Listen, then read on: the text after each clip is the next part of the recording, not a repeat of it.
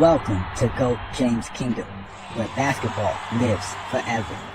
Here in GOAT James Kingdom, we attack the GOAT debate head on, where we challenge all Michael Jordan fans and all LeBron detractors to who is the GOAT of basketball.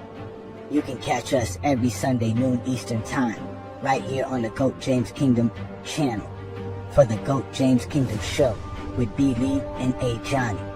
Also, we go live Friday nights with the Friday Night Exposure with the Exposer, where you catch special shows and content as a GOAT James Kingdom follower and subscriber. Also, check out the GOAT James Kingdom membership, where you can get exclusive content.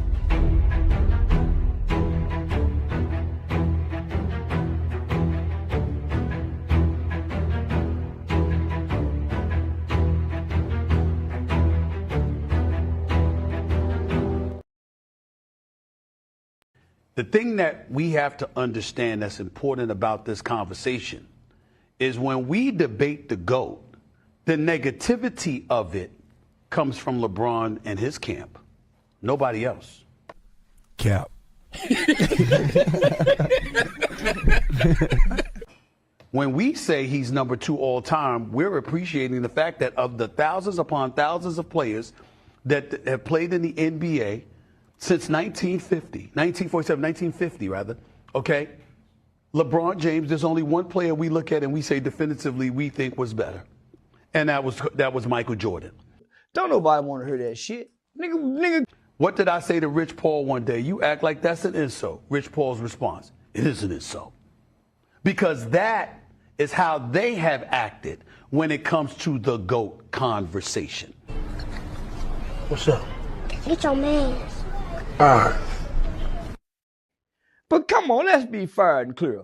Because I really don't give a fuck. Like, I am a god, you dull creature, and I will not be bullied by that.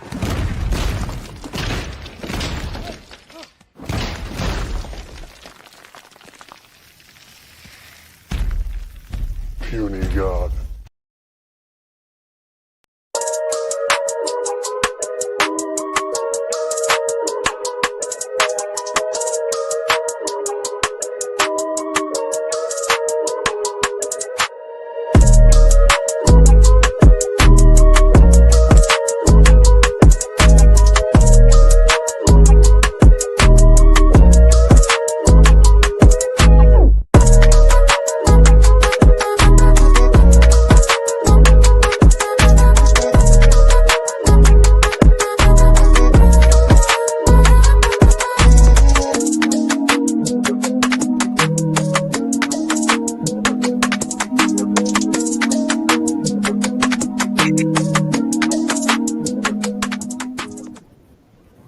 Peace and blessings, y'all. Welcome to the GOAT James Kingdom show with B. Lee and A. Johnny. As y'all know, we go live every Sunday noon Eastern time right here on the GOAT James Kingdom channel. So y'all go ahead and hit that like button, hit that subscribe button. Also check out the GOAT James Kingdom membership as we're going to continue to grow our content and grow our membership. We actually have a new member in the building. Shout out to Joel Roseboro, who became a GOAT James Kingdom member this afternoon.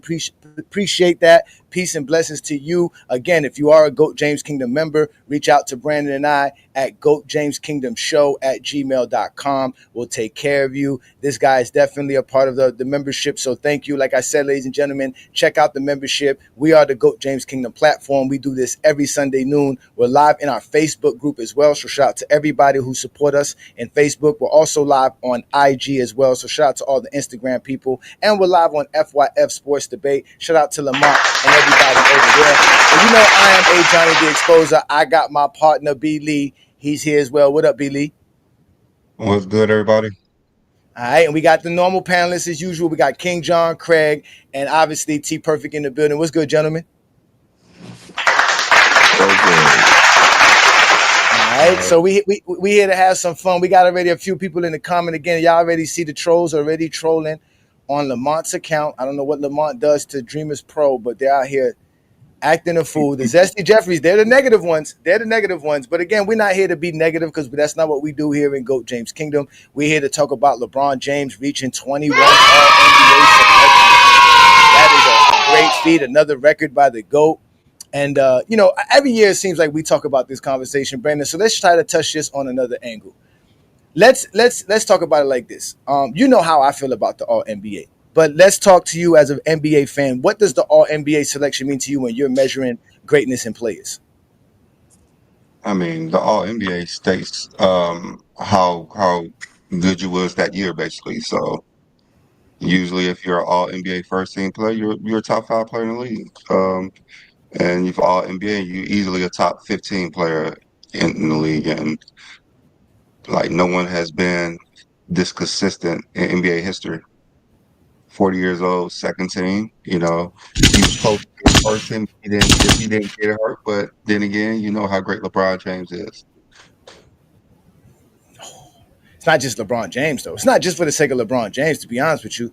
We're going to discuss that even further. We're going to get to that there. So, you know how I feel about the All NBA. So let's get to you, John. As an NBA fan, what does the All NBA selection mean to you, and how do you use it to grade players for their greatness? I think it's one of the best grades you can put up because it puts you among your peers. When you talk about your peers in your era, the All NBA tells that story. Well, your top 15 player this year, for that 1 year was your top 15 player. So even for even debates, if you're telling me this guy was this good, but during his time period, he was never a top 15 player, really, how good was he? You get to answer some of those questions. It tells the story. I believe one of the best ways to tell the story is the All NBA selections. And you got a player for 21 years. It's like during a time period, you cannot tell the story of the NBA without talking about the story of somebody who's been involved with all NBA's 21 straight seasons. And I believe it's one of the best ways to tell a story outside of just the stats. The All NBA's is the story because there are players who won't make the. I remember a year I can remember the player, but I'm not going to say the player name. He wasn't an All-Star, but he was an All NBA player. So to me, what it said is that the All-Star selection was based on how you felt about the player. The All NBA selection was this is what the player really was, and I think you can't get out the way of the All NBA selections. And like I said, I think it tells one of the best stories you can. I think it's a part of your resume. It's one of the biggest parts of your resume. Your team can be bad, but if you're great during that time, tells a story. Hey, his team might have been bad, but guess what? He's putting up 30 and 9. He was one of the best players in the league. I mean, that's it. But like I said, I think the All NBA tells a great story of player selection, who he is in his era. I feel you on that one. So, Craig, as a Michael Jordan fan, how do you apply the All NBA selections and the greatness of a player's career in general? Oh, that's an important thing. It's, like you said, it's the top. I would say at least top 15, based on the players you playing at the time. So, if you can be the top 15 at anything at any point, it's a good thing. So basically, the amount of players. That's what that league average. 500 players. So be top 15 and 500 players, you're like the top 1 percentile. So facts. Yeah. For 2 decades that's what damn near 4 presidencies. Five, sir. That's 5. See, there you go. Being a Michael Jordan fan can't count. That's 5 presidencies. Well, that'll be 4 presidencies if you count. A president. Man, who's on NBA? LeBron. Go vote 4 years later. As I'm saying, it seems like every year he's breaking the record. Obviously, he has 21. The next best is 15. So for the last 4 or 5 years, we've been saying the same thing. He just keeps breaking the record. He just keeps adding himself to the team. It's definitely a great feat for sure, man. Shout out to all the GOAT James Kingdom members in the building. We see you, Zero, Lamar, Jack, peace and blessings, y'all. We see y'all out here. Don't worry, don't let the Zesty Jeffrey scare you. We out here having fun talking basketball. We got something for you, Zesty Jeffries, very shortly. We see y'all in the comments. Shout out to So Crazy TV. T Perfect, you all right over there, man? Has the sun come up yet? We just barely. Just barely, just barely. Shout out to you, man, for coming here. So obviously, LeBron got yeah, he's on the other side of the globe. He's on again. The GOAT James Kingdom got members everywhere and fans everywhere. We even got a gentleman who's popping in from Greece right now watching us. So shout out to all the GJK fans and supporters, man. We appreciate all the love and support. Let's continue to do this, man. LeBron is the GOAT, and we're gonna continue to show you why LeBron is the GOAT. So, but T Perfect. You was out here talking football yesterday. You guys had a great show yesterday. Y'all make sure to check out the Radar show yesterday. It was great. But what do you think about these 21 selections and in general, not just the 21 selections? We're not talking the 21 selections. What is the All NBA to you, and how do you use it to grade players? Because I know you like analytics more than anything, but what about this accolade? Well, I mean, I think the All NBA is heavy when you rank players on it because it shows consistency, and it's one of the main reasons or main ways you can actually do that because it's easier to I think it's more telling than an MVP because you can readily earn it like you like I said, it's like you're really the top 15 guys, and even if you're not enjoying like a ton of team success, it really speaks to your continued production, your consistency, your excellence. And I mean, LeBron already has the most first team all NBA selections, and then he's just adding to that. Now, I think that really speaks to it's a huge part of the GOAT debate because yeah, you can, you have certain people who are great when they're winning it, but when someone has this many, right, and the next closest guy is what, 15? So it's just kind of ridiculous after a while. Like you can't really, there's no way you can actually justify the argument in a certain way without ignoring, what the average season is. What four or average length of career is 4 seasons, right? And somebody's has 7 more than you, and you're supposed to be the GOAT. So to me, it's just, it's just kind of that's a huge part of ranking players, and that's why a huge part of the reason I think LeBron's the GOAT was because of his unparalleled consistency here. Oh, indeed. I mean, that's you guys. I always get flack, right? Because I don't have Stephen Curry in my top 10. I don't even have him in my top 20. And I've always used the idea that he never had 10 All NBA selections. If you can't dominate the NBA for 10 years, right? Because even if you guys don't want to say it's the top 15 best players, at least you're top 5 in your position or top 3 in your position, right? So either way, it's still a great honor. But if you don't have 10 of those in your career, you really can't be in the top 10. That was always my thing. And the reason I used to always say that was because, I mean, if we really look at the guys who have the most, we know LeBron James has the most of all time, right? But if we look at the guys who have the most in NBA history outside of LeBron James, like we said, Kobe and Kareem Abdul-Jabbar and Duncan all have 15. LeBron James has 6 more All-NBA selections than these guys. And you know who has 6 All-NBA selections in total for their careers? Carmelo Anthony, Paul George, Joker, Jason Kidd, Kawhi Leonard, Elvin Hayes, Walt Frazier. LeBron James basically has these players' careers over Kareem, Kobe, and Duncan in all NBA selections. And this Curry has 11 now all NBA selections. He just got 11 now. He got. I think he just got 10. No, isn't it just 10 now? Isn't this his 10th one? I think they added it to his. 11. You believe it's 11? I believe it's 11 now. Yeah, it's 11 now. Yeah, because the reason I was going to say that was because if we go to the guys who do have 10, right, Curry is put on there. If he has 11, I thought it was 10 because I thought he had his 9th last year, and I think this one was his 10th. But you might be correct, Brandon. They might have not added it on Basketball Reference because I was just looking it up. No, it's not added yet. Yeah, everyone's not added yet. Yeah. Okay. All right. So. Well, hold on, wait. Let me see. Double check here. But either way, let's just say for now. But either way, add Stephon Curry to that if you guys want to add Stephon Curry on that list. And mind you, the numbers that they're on, the guys who have the most first teams are the guys who are on top. So Kuzi has more first teams than Hakeem and Shays and things of that nature, right? Malone has more first teams than Shaq, right? Kobe has more first teams than Kareem and Duncan, right? Jordan has the most first teams out of anybody who has 11. Him and Pettit are tied with 10 first teams for the NBA. But, this idea that the All-NBA selection is not being praised is predicated on this stupid idea that that Stephen A. Smith was just trying to say in the intro about how the disrespectful ones or the negative people in the GOAT debate are the LeBron fans, which is false. Because the All NBA, because the All NBA is disregarded for this purpose right here. Because Michael Jordan only has 11. He doesn't even have more than a Dirk Nowitzki. He doesn't have more than Bob Cousy. You see what I'm saying? So to them, they can't recognize the greatness of an All NBA because, in fact, it just makes Jordan look normal in here. So they're the ones who can't handle Jordan being put along other great sides. They want to separate Jordan as if Jordan's some special greatness, and they love to lie and say that Jordan has more a Hall of Fame career over LeBron. Well, if we add these guys, let's take out Curry, you add Bird and Jordan's career, that's how many All NBA selections LeBron has. You add Magic and Jordan, you got to get to LeBron's All NBA selections. You add Jordan and Wilt.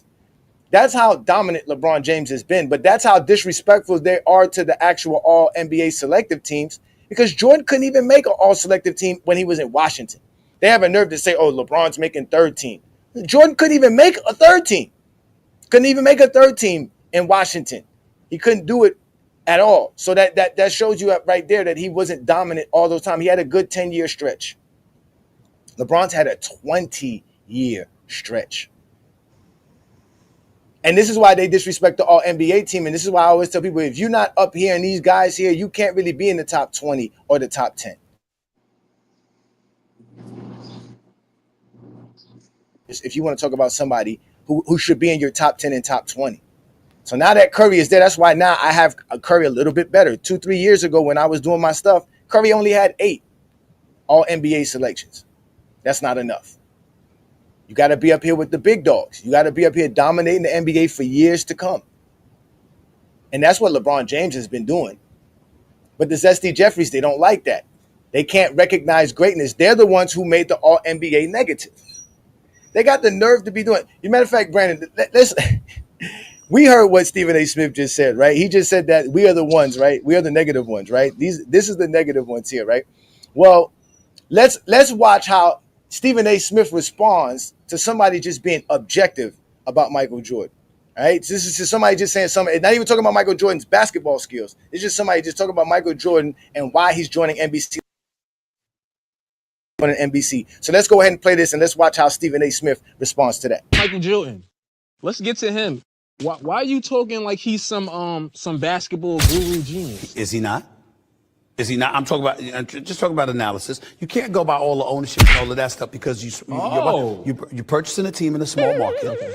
Obviously, you got to take finances into consideration. You're trying to make money and stuff like that, and then sometimes that goes awry, which is why he's not really doing that anymore. But that doesn't mean he doesn't know the game. Oh, did he draft Kwame Brown number 1? Yes, he did. Did he draft Cody Zeller number 4? 3. I believe it was 3. That's I believe it was 3. What about Frank Kaminsky over Devin Booker? That's true. You see what I'm drafted Shea, which was a good draft. Traded him for Miles Bridges. Mm-hmm. Why do I want to listen to Michael Jordan talk about basketball? We know what he did. Yo, you know what? You're not gonna be on this show. We gonna change the subject. You will not disrespect the great Michael Jordan. The man can't even just say, yo, we don't even care what Michael Jordan have to say. He was ready to cut the show off because he didn't want to snap on his nephew. That's hilarious. Is that being negative about Jordan? You cannot. Like, if someone says Jordan is second. Kobe Bryant. So it's a Charlotte thing.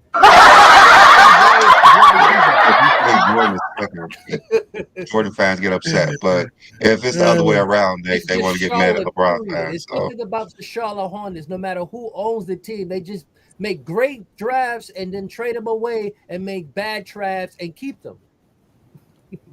They keep the bad ones. Just bad ownership. It's just bad ownership in there. They don't really know what's going on. Whoever owns that team, they just give it to them because they're not that bright.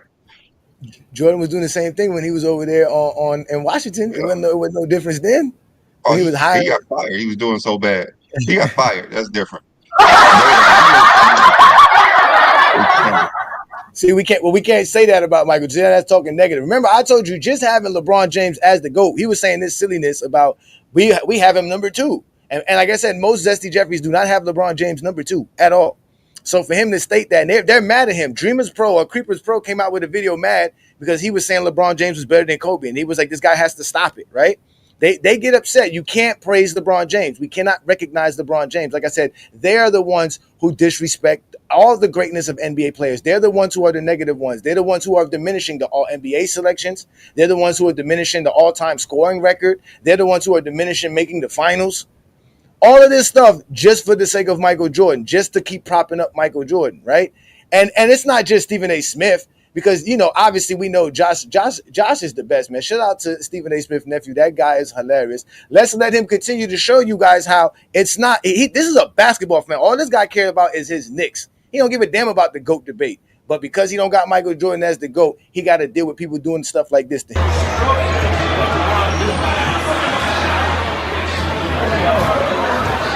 Now, when somebody leans in, like whatever answer they waiting for, they was ready for. He gonna come walk up to me and ask me, so you really don't got Mike as the GOAT? Nigga, I don't want to hear that from you, especially as a Knicks fan. 1/3 of his story is against us. Were you surprised the Knicks won last night? Surprised? No. Yeah. Nah. Okay. All right. Are you ready for this? Yeah. Do you believe that Jalen Brunson is the greatest Knick ever? Oh, you wasn't here last year. I changed his name to MJ. I call him Michael Jalen Brunson. I even put his head on the little dunk emblem, and because there's stats that show that, he's right on that level of Michael Jordan. Like, he may just be missing the Scottie Pippen, Phil Jackson, all put together, but he might. There you go with your ignorance. He might. Always crossing the damn line. You always going a little bit too far. See, he got upset because he said Jalen Brunson was Mike. They don't like that. If it's Anthony Edwards, it's okay, right? But if it's Jalen Brunson, nah, you tripping. You don't know basketball, right? You see? Who's being negative? Who's always the negative one? I don't get this. Where do they say we are the negative ones? I don't know where y'all come from. All we do is praise greatness over here. We just keep telling y'all 10 scoring titles is not great, the greatest thing of all time. So we supposed to praise 10 scoring titles, but we can't praise 21 all NBA selections?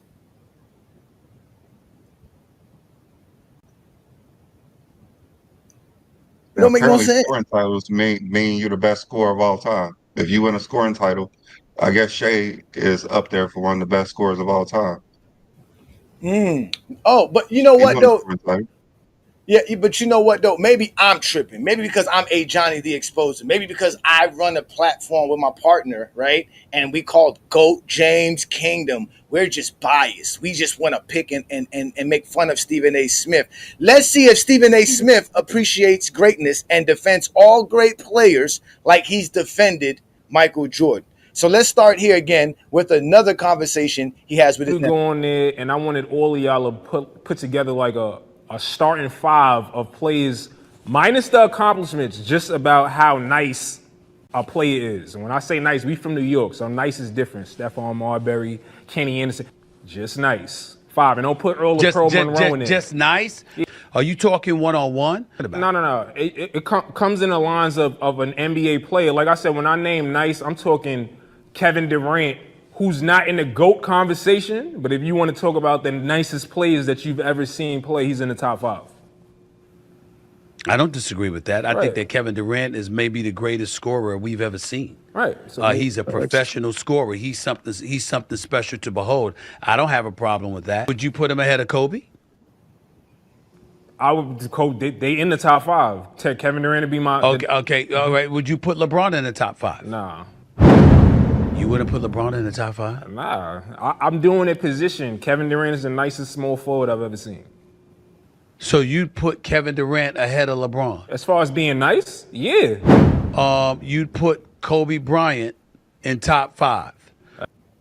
Okay. So he didn't have no pushback on that. There was no disrespect. He didn't feel no disrespect when this man said, I'm taking Kevin Durant over LeBron James in his starting 5. Now, this is not a top 5 of all time for him. This is his starting 5. So to him, like he said, being nice, he going to take Kevin Durant over LeBron James, right?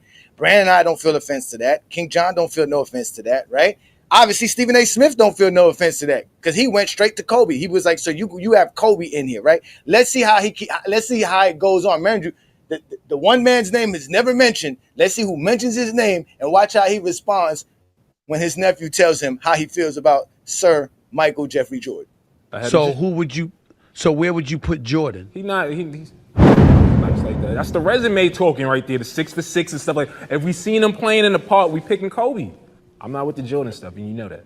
Josh, there's nobody that would pick Michael Jordan. If they saw Michael Jordan, there's nobody that would pick Michael Jordan that would pick anybody ahead of Michael Jordan. Yes, if we just talking skills, not the 6 for 6 in the finals. If you saw Michael Jordan, I seen him. You would not pick anybody ahead of Michael Jordan. Telling me my opinion.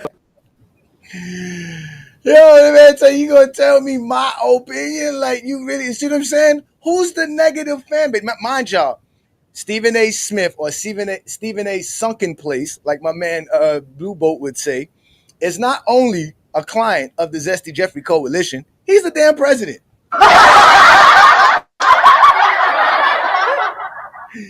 This is how they act when you don't put Michael Jordan in some special category. This is how they act.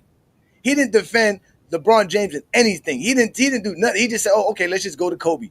So he was scared. And shout out to Josh because he was a real dude who said Kobe is more skilled than Mike, and he would pick. And we were looking at him play. Yeah, I'm picking Kobe. I'm picking Kobe. You mean Kyrie Irving? Come on now. I keep telling y'all this, man. This is not us. This don't come from us. Y'all create the narratives and then y'all get mad at the narratives because the narratives fire back on Jordan because everything that y'all say about Jordan be lies. And everybody just supposed to believe the lies. Like he said, man, I don't care about no 6-0, man. We talking about nice. I'm picking Kobe. He said, I'm picking Kobe.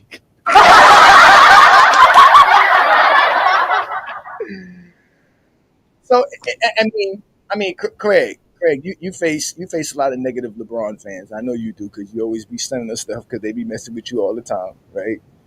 But let's be real, bro. Some of these guys, man, these Jordan fans, man, they really give y'all a bad name, brother. I think I always say I sleep well at night, man. You can't be. It's just weird, yo. Like they just make it so. And talk about somebody you hate so much, like that's weird. That's a great point. That's a great point because they always bring up Nick Wright and Shannon Sharp. Nick Wright and Shannon Sharp never really talk bad about Michael Jordan. Oh, Shannon definitely don't. Nick Wright do. Nick Wright. He said Nick Wright. He said Nick Wright's in the GOAT. Yeah, he's a general. He's in the GOAT debate. He don't play no games. Nick Wright is doing what he's supposed to do. Nick Wright is doing exactly what he's supposed to do. He understands the GOAT debate. Yeah. He understands the GOAT debate. They say negative things about LeBron, so he say negative things about Jordan. Everybody get mad. He's negative about Jordan. I tell you what though, I would rather have Nick Wright on my side than Stephen A. Smith for sure. And in reality, if you want to compare the most outrageous LeBron fan to the most outrageous Jordan fan, nobody tops Skip Bayless.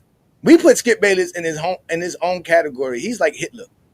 Nobody even touches him. They just leave him over there on his own. That's how he is. I listen, like I said, we don't hate on nobody. We think Jordan's great. I got him 5th. Brandon got him 2nd. No, or 3rd now. 3rd? Did you move him 3rd? You moved him 3rd. See, look, he got him 3rd. Mm-hmm. Travis got him 2nd. What you got him, John? John got him 2nd. You know what I'm saying? There's no disrespect there. We say, like he said, out of all the thousands of players that played in the league, I got him 5th. Why are you gonna be upset? I have him 3rd because of Craig. Craig helped me see the light. He helped me see the light. I'm like, oh, well, that means Kareem must be better than Jordan. I said that's why I said in order to be better, you had to play great. You had to be consistent. I tell you that much. You had to consistency is the key to being better. Who was more consistent, Kareem or Jordan? Kareem. That's why I said that's Kareem. He played longer, so he was That's consistent. why he got. longer. That's why Kareem's number 2 now. That's why Kareem's number 2. Make you more consistent. I don't But go by consistency as much as y'all do, because it's not as much as what you did. You know how long you did something. It's about what you did. For me. But to be honest, is Kareem more consistent than Michael Jordan? I played in the NBA. Yes, he is. He played in the NBA playing 22. seasons do not that don't mean you consistent. Vince Carter played 22 years. He wasn't consistent. Yeah. Now I don't know about that. 15 years is more consistent than 11. That's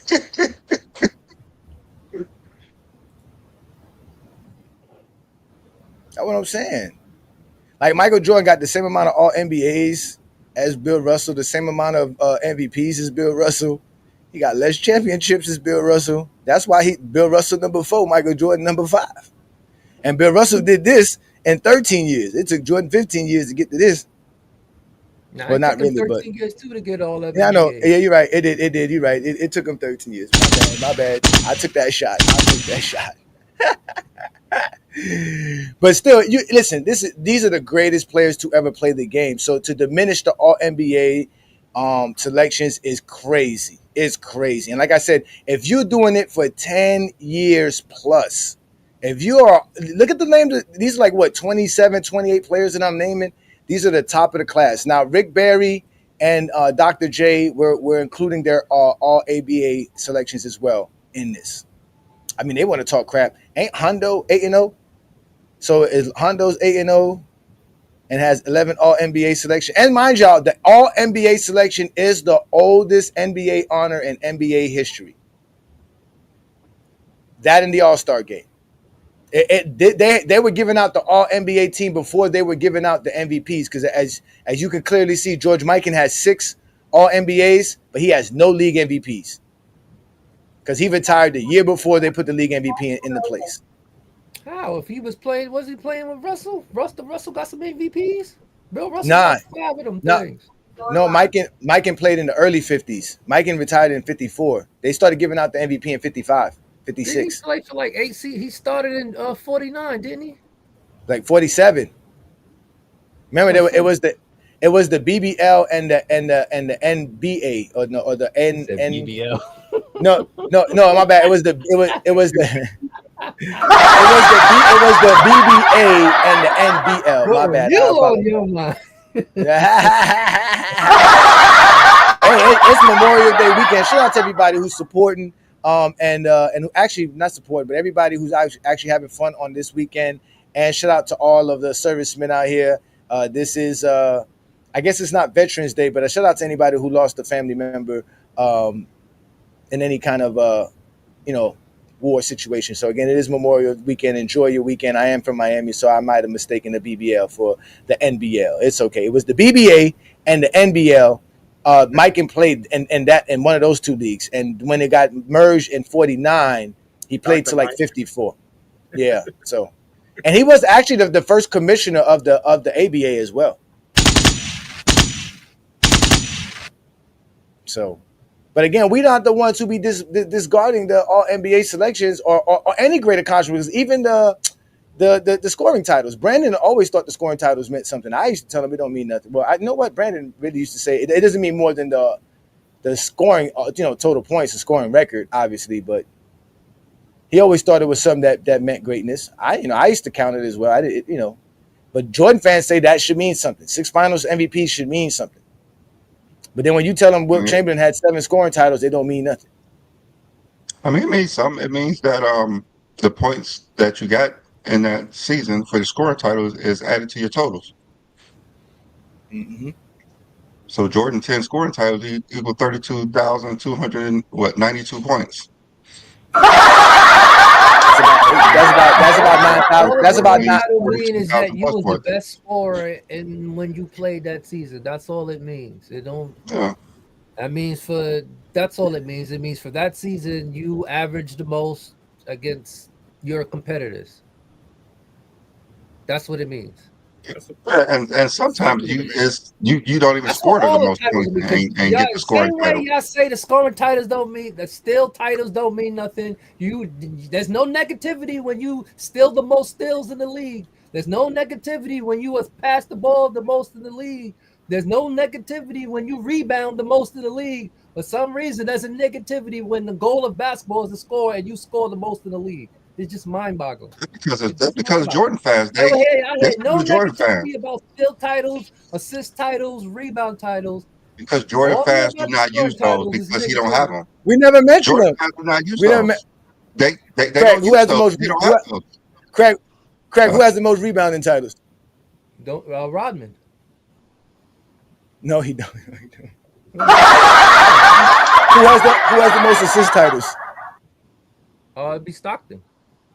Okay, you right there. Okay, who has the most steals titles? Nope, wrong there. Chris Paul.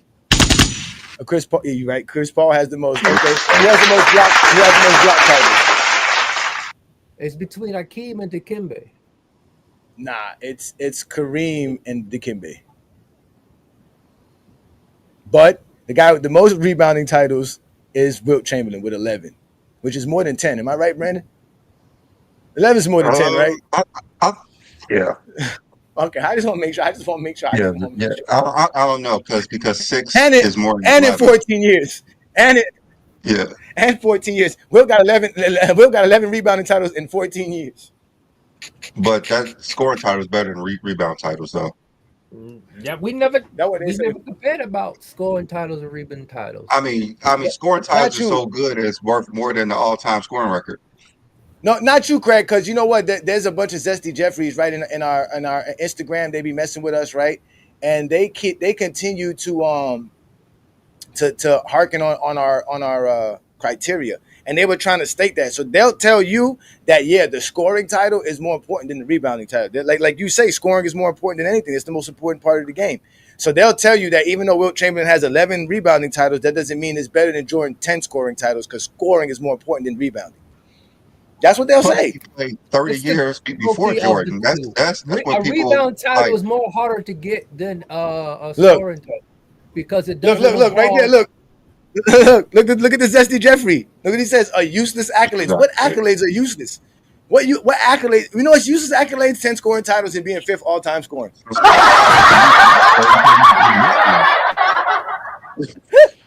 Is that cheese on TikTok? Yeah, that's Omar. That's Omar. Shout out to Omar, who is actually he is the messenger of the GJK City Girl Groupie Posse. Shout out to you, Omar. Peace and blessings, brother. Happy Memorial Weekend. Enjoy the weekend, my brother, as you guys are really trying hard. I mean, pause. Really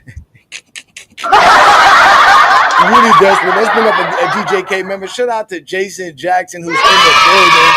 LeBron with 21 All-NBAs is longevity, but Jordan having 10 scoring titles without having the top scoring seasons isn't longevity. I keep telling you, it took Jordan 13 seasons to get 10 All-NBA, 10 scoring titles, but that's not longevity. That's just Jordan being great. Shout out to you, Jason Jackson. That's what's up. After 4 years is longevity. Anything past 4 years. I think it started after 15, right? I think it starts after 15 years. Anything above average, anything that's longevity. Anything above average is considered longevity. All right, so let's do this, gentlemen. Let's do this because you see, Brandon and I are fair guys, right? Brandon, you're a fair gentleman, right? Brandon, we're fair, right? Brandon, what's your sign? Brandon, your birthday just passed. You're a Taurus, right? Yeah.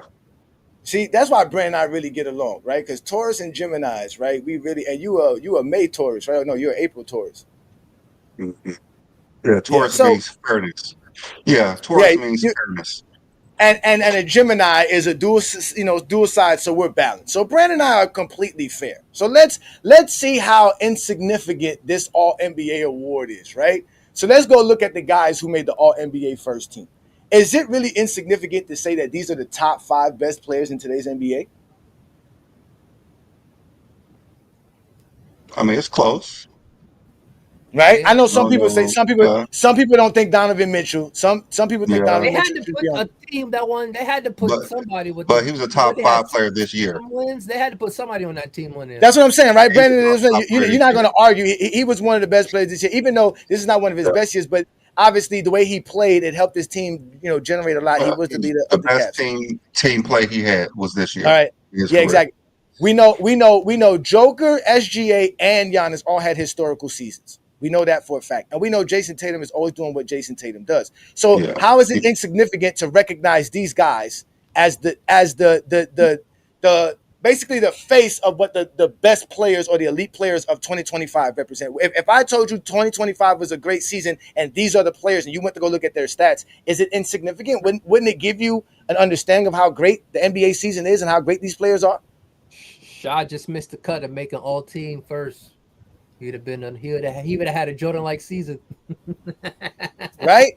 But all right, so let's go to the second team. Now, mind you, it's positionless. Before it used to be by position, it's positionless now. That's why now you don't see you still got a 4 here. This is kind of shooting guard. You got a point guard, shooting guard. I think Jason Tatum's really a power forward, but you can make him a small forward. He's a combo forward. You got Giannis's power forward, and you got Joker at center. Then let's go to the second team. So you're going to sit here and tell me there's something wrong with this, recognizing these guys? Right? Anthony Edwards, Jalen Brunson, Stephen Curry, LeBron James, Evan Mobley. These are ballers. I wouldn't take nobody out the second team. I mean, it's one person I'd take out, but that's only because I believe. Talking about Steph? LeBron. See? Travis ain't say one word in 30 minutes, and the one word he bring up was LeBron. It's positionless. Remember, back in the day, you had centers competing with each other, so they couldn't make all NBA because they had to choose a center based on the position, not by what they did.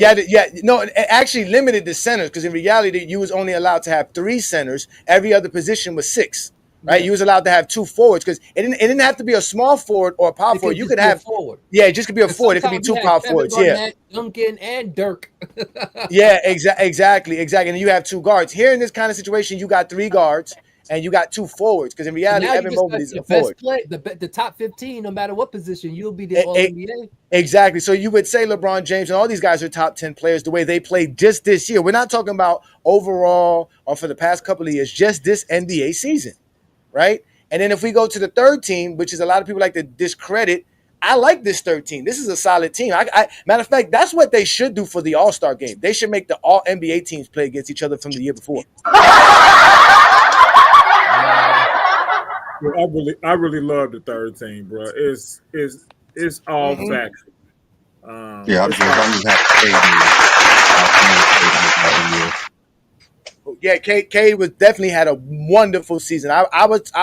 He was barely making my top 10 the way he played this season. And you guys already know how I feel about Halliburton. And I also think James Harden getting the recognition was definitely a great job by the media this time because Harden played phenomenal basketball this NBA season. And we all know what Karl Anthony Towns does, and we know what Jalen Williams does. And in reality, Jalen Williams and Evan Mobley both made the All-NBA and the All-Defensive team. Okay. Evan Mobley was All-Defensive first team. Jalen Williams was All-Defensive second. Defensive player of the year, right? And he was defensive, and he was Defensive Player of the Year. POY, yes, sir. Yeah. So y'all explain to me how is the All-NBA award not recognizing greatness when these are the players that we're talking about? Now, mind you, there are other players that are still great, right? That are not on these teams, but these are the players that signify the greatness of the league, which is why I always say it's important. It's a prestigious award. And same thing with the all-defensive team. But these guys are the guys that made the all-NBA teams. I see you brought up Brandon Katz's comment. Yeah. He finally said something smart because LeBron should have been on the first team. He's right. I agree with him on that. He should have been first team. Hey, believe me, I said that yesterday. I said that LeBron should have been on the first team instead of Mitchell. Yep. But I mean, again, these are still a great option. I mean, you could have put LeBron on the first team. You could have put Anthony Edwards on the first team. You could have put Jalen Brunson on the first team as well. So, but either way, I don't. 20 years ago, there wouldn't be 3 guards on no damn. You're right. Team. No, yeah, it wouldn't One be. of them had to go. Yeah, so that means Halliburton or Cade Cunningham probably wouldn't have made it. That's and there's only one center on here. Oh, well, Karl Anthony Towns center. So there's only 2 centers on here. So another center would have made it. Because Evan Mobley a power forward. Yeah, because Evan Mobley's a power forward. So exactly, there's only 2 centers: Karl Anthony Towns and Joker. And I only think Karl Anthony Towns is a center because Mitchell was out. Because I think Karl would play power forward if Mitchell.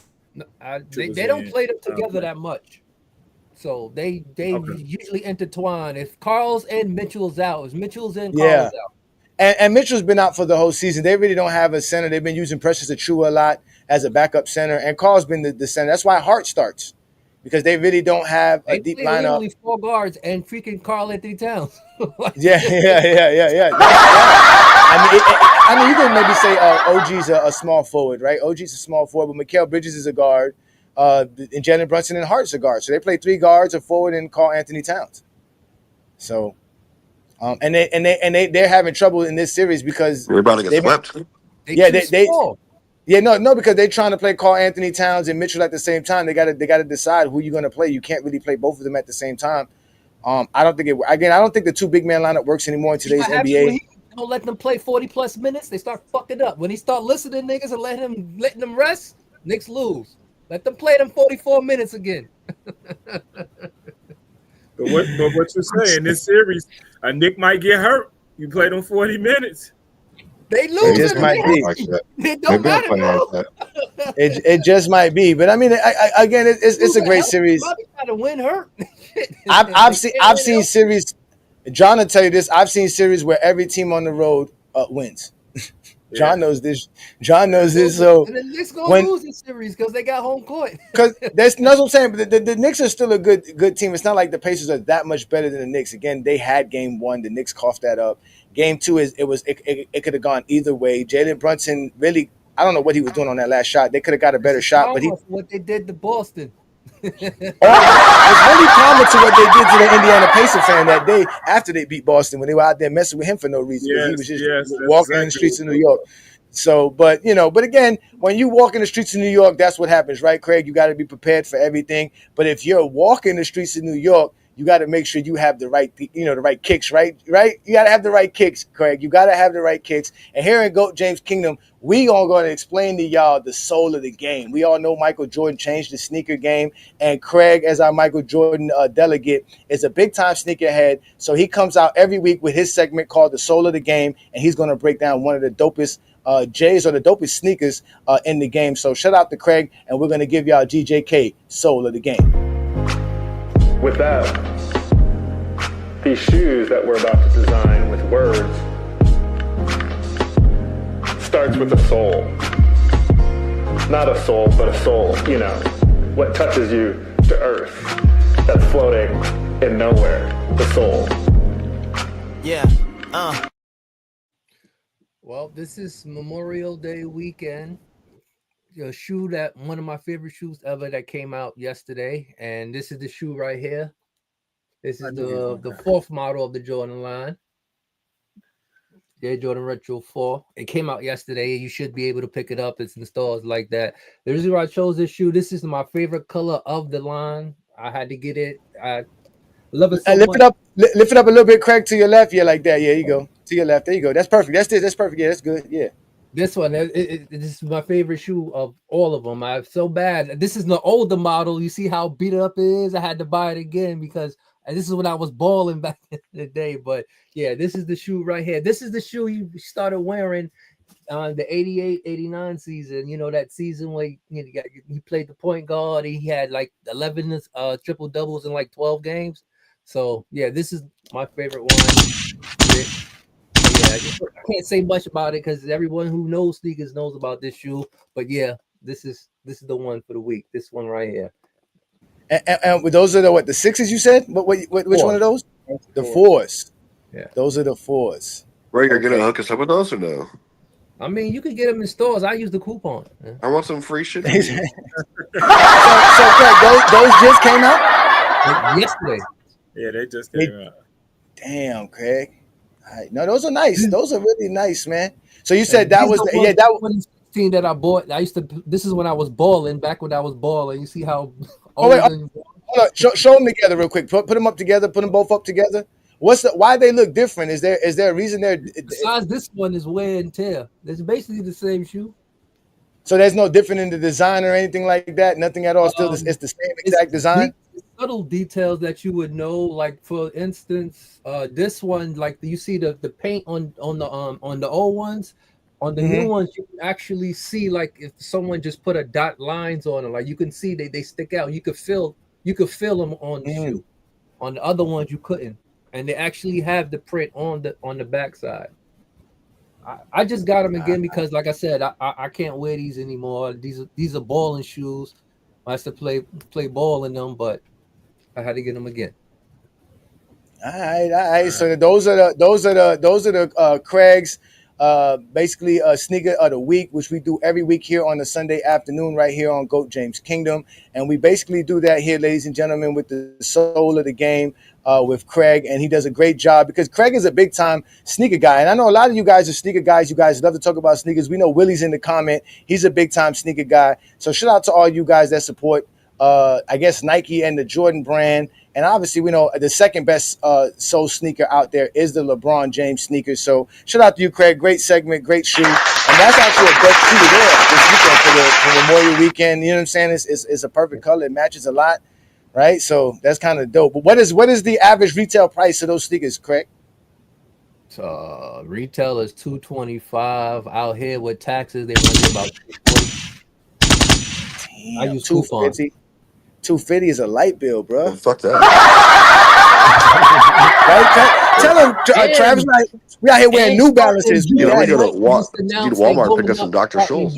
Between the average of $2. So your president just made the $10 sneakers go up. Let's go. Oh my God. We got actually a special segment as well. We're gonna move on to our next segment here. Thank you guys for joining us. Again, this is the Sunday afternoon show right here on the GOAT James Kingdom channel. We're live on FYF Sports Debate. We're live on IG. We're live on our Facebook group. So shout out to everybody who supports us here. And here in GOAT James Kingdom, we like to honor and celebrate those who actually show LeBron in a great light. Because when Brandon and I started GOAT James Kingdom, we just wanted to show LeBron in a great light because that's something that we don't see too much on social media. So here in GOAT James Kingdom, what we do is we show light to other guys. We're not the only ones out here doing it. And we do that with King John segment. And what King John does is he provides flowers to those who go out here and represent LeBron in a great light. And we actually got a special guest with us today.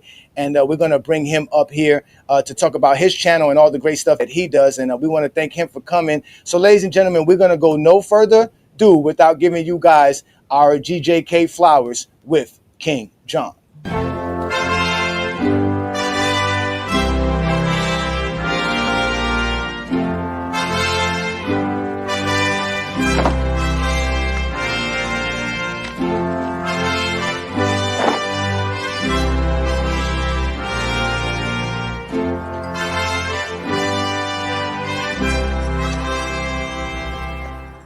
Rosebetters!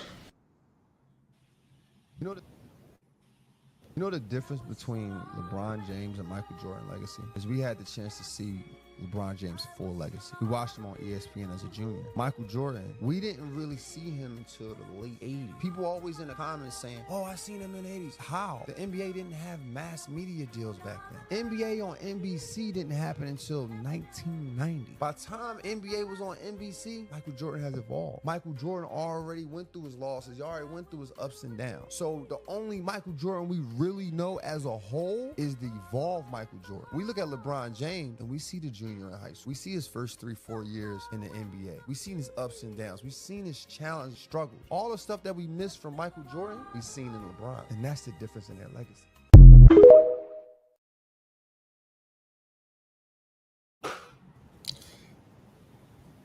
Hey everybody. This week on Flowers, we're giving flowers out to someone. I've been watching his content for a while, and I think he's a purist of basketball. He starts off from the lower leagues to the college leagues to coming up in the NBA to overseas. He gives interviews. He introduced the GOAT debate into the conversation. I love listening to people who talk about basketball, who break down basketball. It's just nice to listen to. It's not about a narrative. It's about understanding basketball and listening to somebody else who knows how to talk basketball. Like I said, he's given his idea on the GOAT debate, talked about it. He could tell you for himself today who he has as the GOAT. I want people to. The name of his Instagram is Score Society. He got a Instagram and YouTube page. I need people to check him out. His name is Sean Amos. I think he has great content. I mean, Brandon and Johnny allow me to do things like this. I really do appreciate it because it lets me highlight some of the stuff I watch. And he's one of the guys I watch. And I wanted to bring him on. I had reached out to him and see would he come on. He said yes. And before I could even do it, I reached out to Johnny to make sure everything is cool so he can reach out to him. And I want people to listen to him because I think he has great content. I need people to look out for him. I want people to subscribe to him. And again, I love his content. He can give you his own perspective on how he look at basketball. But I love his content. I love his interview with Samaki Walker. Once again, I think he talks about basketball. He breaks it down. He started from lower levels and coming up. Once again, I have saw one of his videos. I even posted some of his videos on my Facebook and Instagram page. But he go right here. He can tell you. He can explain everything to y'all right now. I'm giving him his flowers because he deserves it. He has one of the best channels on YouTube and on Instagram. And I know most of y'all has probably, if you're on social media, if you ever seen him you have seen him. You can't miss him. He has great content. And here we go. Here you go right now. Here go his flowers. I'm giving him his flowers because he deserves it. And appreciate you, gang. Indeed. We do got Social Society right here on the GOAT James Kingdom channel. So y'all make sure to hit that like button, hit that subscribe button. Also go check out, Scorers Society, brother. I'm sorry, I got your page wrong. Scorers Society is in the building. Y'all check out his content. He does great work. He talks more than just the GOAT debate. He talks basketball. He talks sports. Check him out. He's on IG. But we're going to let him plug him in. But for right now, brother, we want to let you know you got your flowers by King John here in GOAT James Kingdom, and you officially are GJK approved. Appreciate you. So let's go ahead and bring him up. He's here right now. We got Score Society in the building, brother. Your name is Sean. Peace and blessings, Sean. I'm A. Johnny, the Exposer. And we got my boy B. Lee here. We got King John on the top. To the left of you is Craig, and to the right of you is T Perfect. We are the GOAT James Kingdom channel. This is the GOAT James Kingdom show. Welcome, brother. Plug in everything that you do and represent yourself to the fullest. Go ahead, brother. My man, appreciate you guys. First of all, thanks for having me, man. I'm honored to be on the platform. Much love. Like you guys said, Score Society is a brand that I've been developing for the last 4 or 5 years. It started out with, I just wanted to tell the underdog story. I believe that a lot of us are underdogs, if we want to admit it or not. So I started reaching out to guys who played in the NBA, played in college, and who had challenges getting to their goal, so that with the hopes that it inspire and motivate people on and off the court. And then, I wanted to kind of make it like a cigar bar in a way, or a sports bar in a way. So I added the elements of debates. So we had some debates. Let me get this out the way for you guys real quick. My fault. So we have our debates of who's the GOAT or whatnot. And LeBron James, to me, everyone has a flaw in their resume, right? But to me, LeBron James has the most consistent resume out of all the people who are in the debate. He carried the most out of everyone. So, a lot of people levitate towards that. A lot of people want to prove me wrong. A lot of people want to say that I'm young. I don't know what I'm talking about, but I'm almost 40. So I definitely watched Michael Jordan, Kobe, LeBron, and LeBron. He definitely the guy when it comes to that debate. And that's what the brand is really about. We got merch and all that good stuff as well at scoresociety.com. But yeah, for the most part, man, I want to inspire, I want to motivate people, I want to tell basketball stories, and I also want to engage with people. I want to interact with people. So if it comes to debating, ESPN does it every day. Facts, man. Shout out to you, man. Thank you for taking your time out. I know you're on the West Coast, so it's early in the morning for you. Brandon's on the same time zone as you. So, Brandon, you want to ask Sean any questions? Oh yes. So you have LeBron as a GOAT? I do. Why you have LeBron as a GOAT? Well, first thing is consistency, right? Like the last one of the posts that's on my page, Score Society on Instagram, that's getting a lot of attention, is that we see LeBron James from a junior to now. We seen him to his kids in the NBA. There's no one we can really say that about, just because of the access to TV that we have versus now, right? So a guy being that consistent, that's hard to do. That's hard to average over 25 points a game for over 20 years. It's hard to go to every team you go to, whether they win or losing. You come to them and you win a championship for them. There's not a lot of players who can do that. Not a lot of players can say that. So I got to give him the GOAT stamp because of that. I watched Michael Jordan's. I watched his career. And it was a great career. Don't get me wrong, it was a great career. But I watched who he played against, right? Like, if he played in an era where Mark Jackson was the starting point guard. Mark Jackson didn't shoot any jump shots. He didn't have anyone to necessarily go against. Kobe Bryant, great player as well. But for the first 8 years, he was in the wings of Shaquille O'Neal. So LeBron James' story was, I came from high school and taking grown men to the finals within 3 years. So I gotta give him a GOAT on that. Shout out to those fans who say Kobe is above LeBron? I say Kobe above LeBron. No, yeah. What do you say to those fans who say Kobe is above LeBron? They tripping. They tripping. They smooth. I mean, listen. I say when people say like Kobe better than LeBron, like, first off, you gotta look at the record. He's 60. LeBron's 16-6. He got that record. When it comes to points per game in them games, he averaged more than Kobe. When people say Kobe's better, I just feel like, okay, you may say his game is a little smoother or his shot is more the mechanics of the shot is a little better or something. But you're not saying he's a better player. Like, LeBron had to carry more. LeBron was asked to come in and score, rebound, and pass. Kobe had one job, and for the most part of his career, he missed on a lot of those too. Okay. Last one I got for you.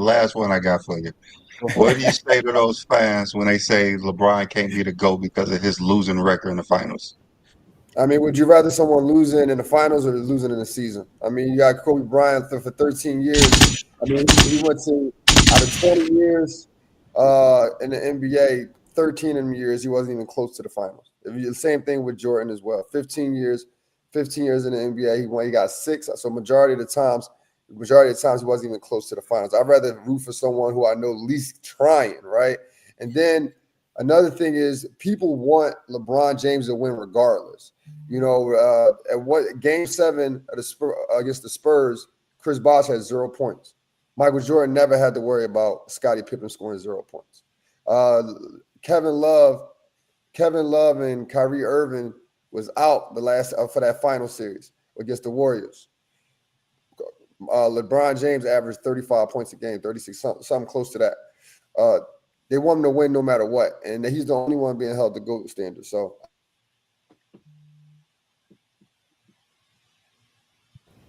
all right, no doubt. So, King John, you was score 8 points. He said he had people score 8 points. Jordan's not the GOAT in your eyes because Mark Jackson was a point guard on a team. I'm not saying Jordan's not the GOAT because of that, but hey. Another thing about my brand. That's all I hear is who he played against. It's not his fault who he played against. That can't be that can't be an argument because of Mark Jackson was a star. It's not like he can say, okay, I want to play in 2020 where there's the best players to prove that you play who's in front of you. You can't help. You can't knock him for that. 100%. So here's the thing, right? One of the things about my platform is I just use basketball as a tool. I use basketball as a tool for us to ask why. Like, why we say Michael Jordan is the GOAT? Why? If he has 6, who did he play against? Why did he win 6? Right. So that's the one element of it. but also the part of evolving. Okay. Kareem Abdul-Jabbar was the decade before Michael Jordan. He had 6 rings. I was quick to say he wasn't the GOAT once Michael Jordan stepped in. So why LeBron can't be the GOAT after Michael Jordan? Because he can pass, he can shoot, he's taller, he's faster, he could do everything Michael Jordan can do, and he did it for a longer period of time. Then So that's your argument, not against. You didn't mention who LeBron played against. You mentioned what LeBron did. That's my thing. If you're gonna say LeBron is a GOAT, say it because what he did, not who he played against. That's my whole thing. But that's I have no problem with you saying. I think he's number 2 behind Jordan. So I don't. I sleep well at night if someone says LeBron is a GOAT. I just don't like when they say it's because of who he played against. But that's also part of the GOAT package, right? Like LeBron played against them killers, though. At one point, Kobe Bryant, Allen Iverson, Dwayne Wade, Paul Pierce, all these guys averaged 25 points or more. Michael Jordan didn't have to worry about that. Michael Jordan averaged 30 points in 1995-96. The next best guard to him was Anthony Hardaway at 21 points. That means he was 9 points ahead of all his competition. That's part of the GOAT package. That's greatness. What the hell? If you that dominant over someone, listen. As much as we were ahead of your competition, that's greatness. I don't care who it is. That's greatness. But it's one thing to be ahead of your competition when it's 32. You averaging 32 points, and the next one averaging 27. Somebody. There's a whole other thing when the roles of that position is not even the same. And all I hear is basketball is a team sport. Jordan, it's his immediate position is who is he competition. But with LeBron, it's Steph Curry. I mentioned every position against who he played against. With Jordan, it's always just the shooting guards, and that's another thing. Listen, as much as we would love, hold on, Sean. As much as we would love to see you and Craig go back and forth in the GOAT debate, you are here for a short, limited amount of time. And as you can see, Craig he's our MJ delegate. He's here. We love Craig. Craig always got great things to say. But Craig, we can't let you go back and forth with Sean right now. We gotta let John get in here because John is the real reason why you're here. Because as you can see here in GOAT James Kingdom, the GOAT debate is what we do have here. We open up our panel for that, but we appreciate what you do as a LeBron, I guess a guy who has LeBron as the GOAT and as a basketball fan in general. Because obviously you're not hating on Jordan. You just like to include the competition aspect, which is perfectly fine because we know they call LeBron's competition the Eastern Conference. So let's not act like Sean is doing anything outrageous here. But King John, you brought the brother here. What questions do you have for for Sean here while he's here? First, I want to thank you for responding to me, and I really do appreciate that. And my one question: do you personally have a basketball background? Did you play organized basketball coming up, AAU, high school, college, anything like that? Just yes, any, because that's all I got. Because when I listen to you, I actually see your sight into basketball. So I was like, he had to have some type of organized basketball in his background. So that's basically the only question I got. Yeah, so I played at the collegiate level. I played at a Division II school. I was highly recruited by a lot of mid-major Division Ones, but I broke an NCAA rule that disqualified me for Division I opportunities. So I played Division II. I've also been coaching for 20 years. I've coached. I coached at every level but the professional level. I have my own basketball program. I had my own basketball program for the last 12 years. So yeah, I got an extensive background when it comes to basketball. Hey, bro, you could tell in your conversation, the way you interview, the way you speak, you see basketball differently than a lot of people. So that's all I had to ask. 'Cause I mean, I really understand when you say certain things. So that was the only question I had to ask. I appreciate that, bro. I got a question before you go. It's not about the GOAT debate. Because I follow you and stuff, and I'll be like, yo, how you deal with those stupid people in your comments? No, I love it. I love it.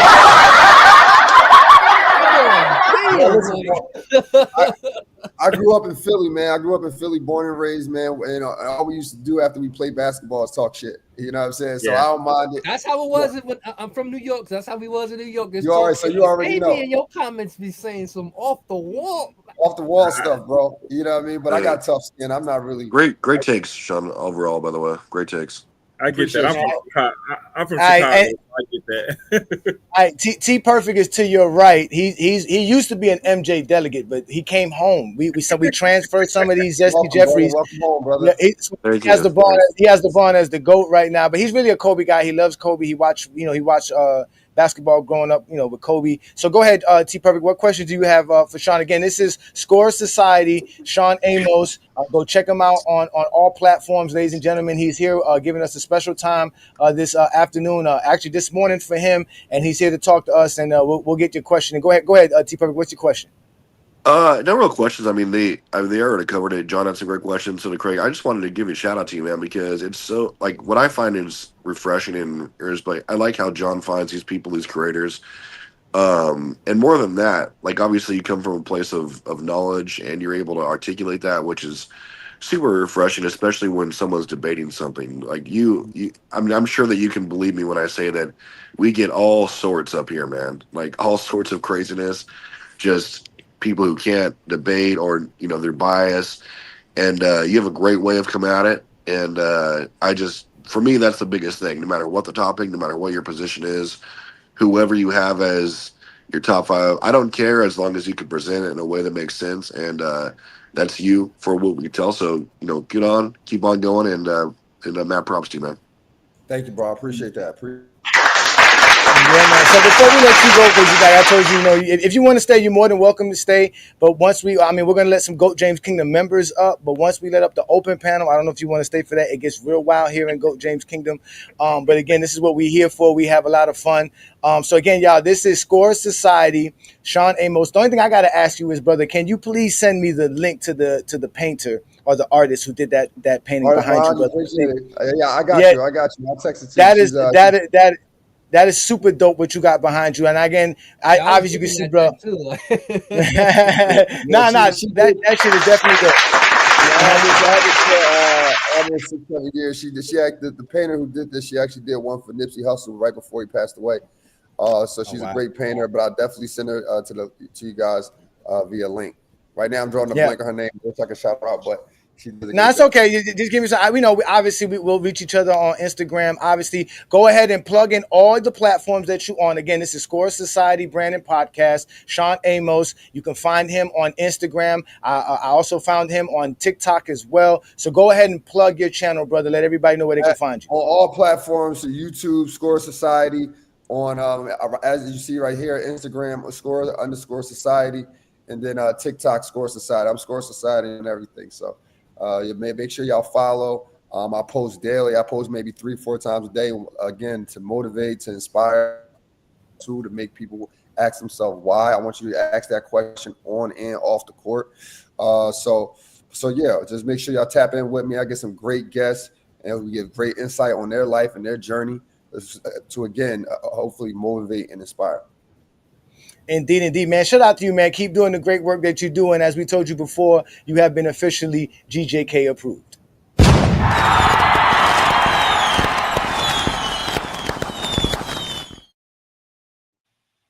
That, ladies and gentlemen, we're also going to give you a little bit of the content that he does here. So shout out to you, Sean. If you can stay, you can leave whenever you want to, but you can stay. But we're going to play your content so people can see the type of stuff that you do. The difference between LeBron James and Michael Jordan legacy is we had the chance to see LeBron James' full legacy. We watched him on ESPN as a junior. Michael Jordan, we didn't really see him until the late 80s. People always in the comments saying, oh, I seen him in the 80s. How? The NBA didn't have mass media deals back then. NBA on NBC didn't happen until 1990. By the time NBA was on NBC, Michael Jordan has evolved. Michael Jordan already went through his losses. He already went through his ups and downs. So the only Michael Jordan we really know as a whole is the evolved Michael Jordan. We look at LeBron James and we see the junior in high school. We see his first 3-4 years in the NBA. We've seen his ups and downs. We've seen his challenge, struggle. All the stuff that we missed from Michael Jordan, we've seen in LeBron. And that's the difference in their legacy.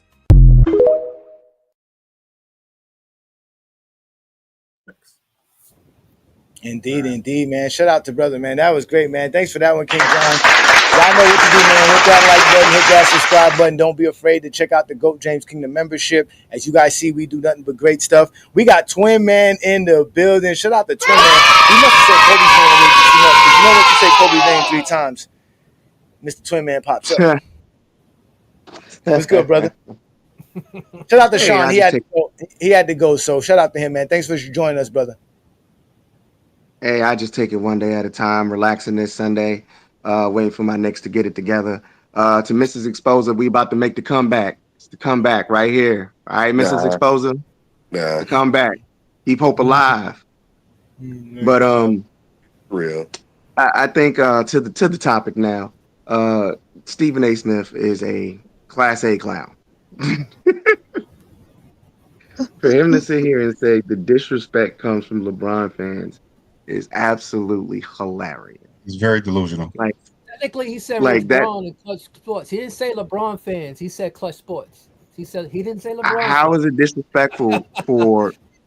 How is it disrespectful for Rich Paul to say his client is the best? How is that, delusional or disrespectful or aggressive or harsh? I mean, we look at the body of work. We look at the criteria they had for Jordan. Oh, yeah, that's right. They didn't have a criteria for Jordan to be the GOAT.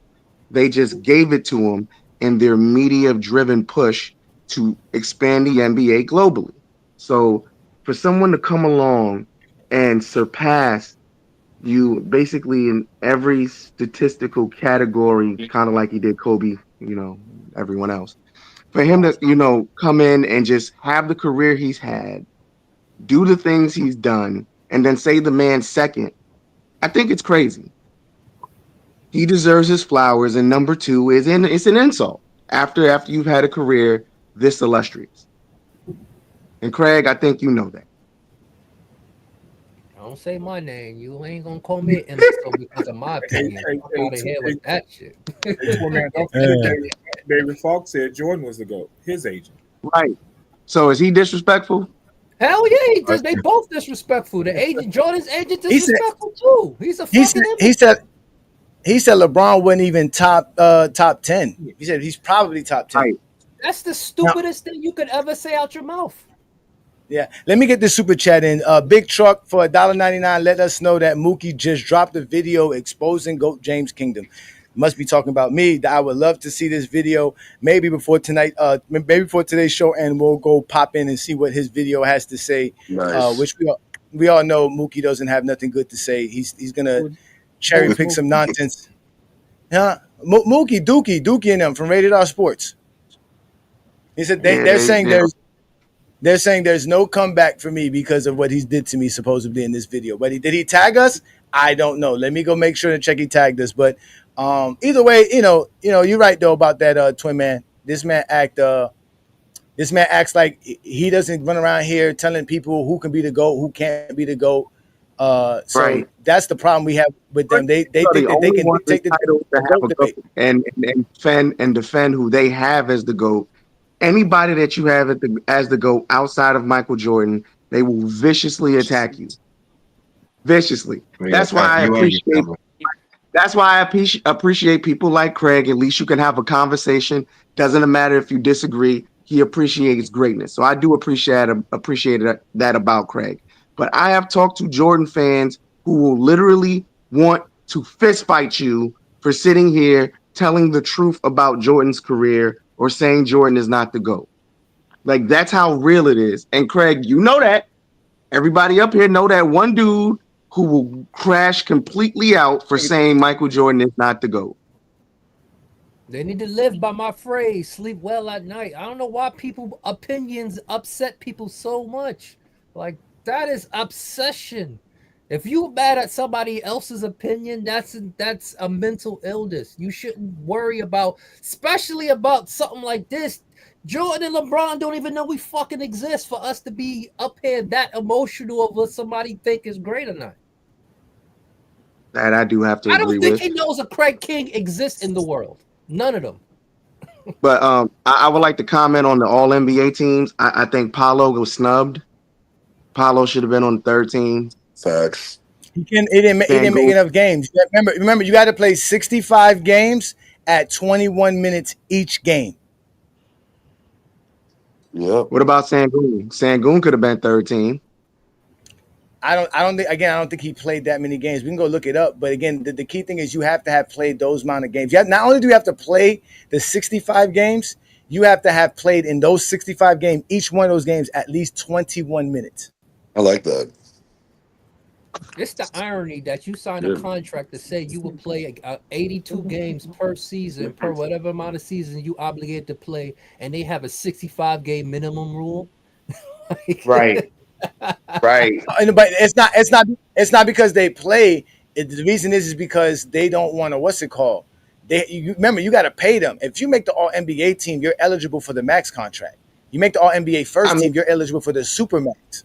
So they're trying to restrict how many players are getting all this money. That's why they're doing it, because they just want to restrict players from getting the money. Because now, if I'm an All NBA player like a Jaylen Brown, somebody $70 million a year if they only gonna play 32 games a season. Well, hold on. I'm an All NBA player. Hurt. Hold up. Now I have to sit here. There's a good argument for both sides of this. I can understand sitting here saying, like, hey, you have to play a certain amount of games to be eligible for these awards, because you did have some players in the league. I'm sorry, like Joel Embiid, he's consistently hurt, but his name is always in the running for a lot of these awards. So, and then you have players who load manage and their names are constantly in the running for these awards. So I can understand the argument there. But then at the same time, you are a player. If you come in and you produce, it should be on what you've done on the court, and it should count. So I see both sides of the argument. Now, I'm going to sit here in the middle. I don't know what the best answer is for that, but I do think it's crazy to have like a minimum, because Paolo, in my opinion, should have been third team. That's a huge snub. Y'all don't like consistency no more. Y'all been talking about it for the last 2 hours. Wait a minute. Just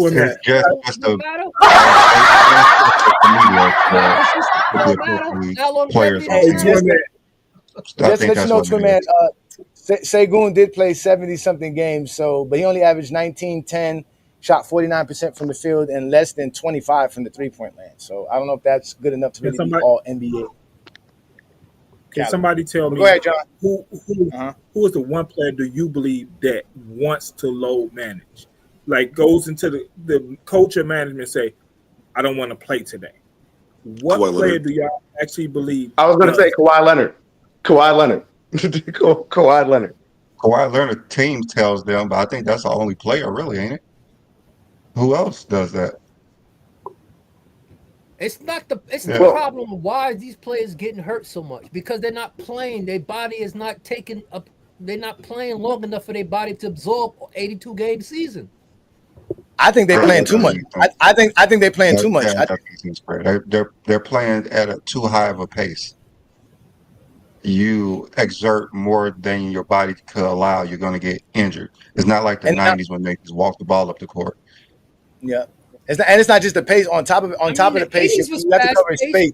60s was fast paced. Yeah, but you didn't have to cover as much space in the 80s as much as you got to cover space in this league. Back in the days, if you were shooting three, nobody paid attention to you. You standing behind the 3-point line, nobody cared. Today's NBA, you got to guard somebody 30 feet from the rim. For no reason. Yeah, because they could run, but they weren't shooting threes. Run, jump, cutting. Today, there's a lot of movement on your body. All type.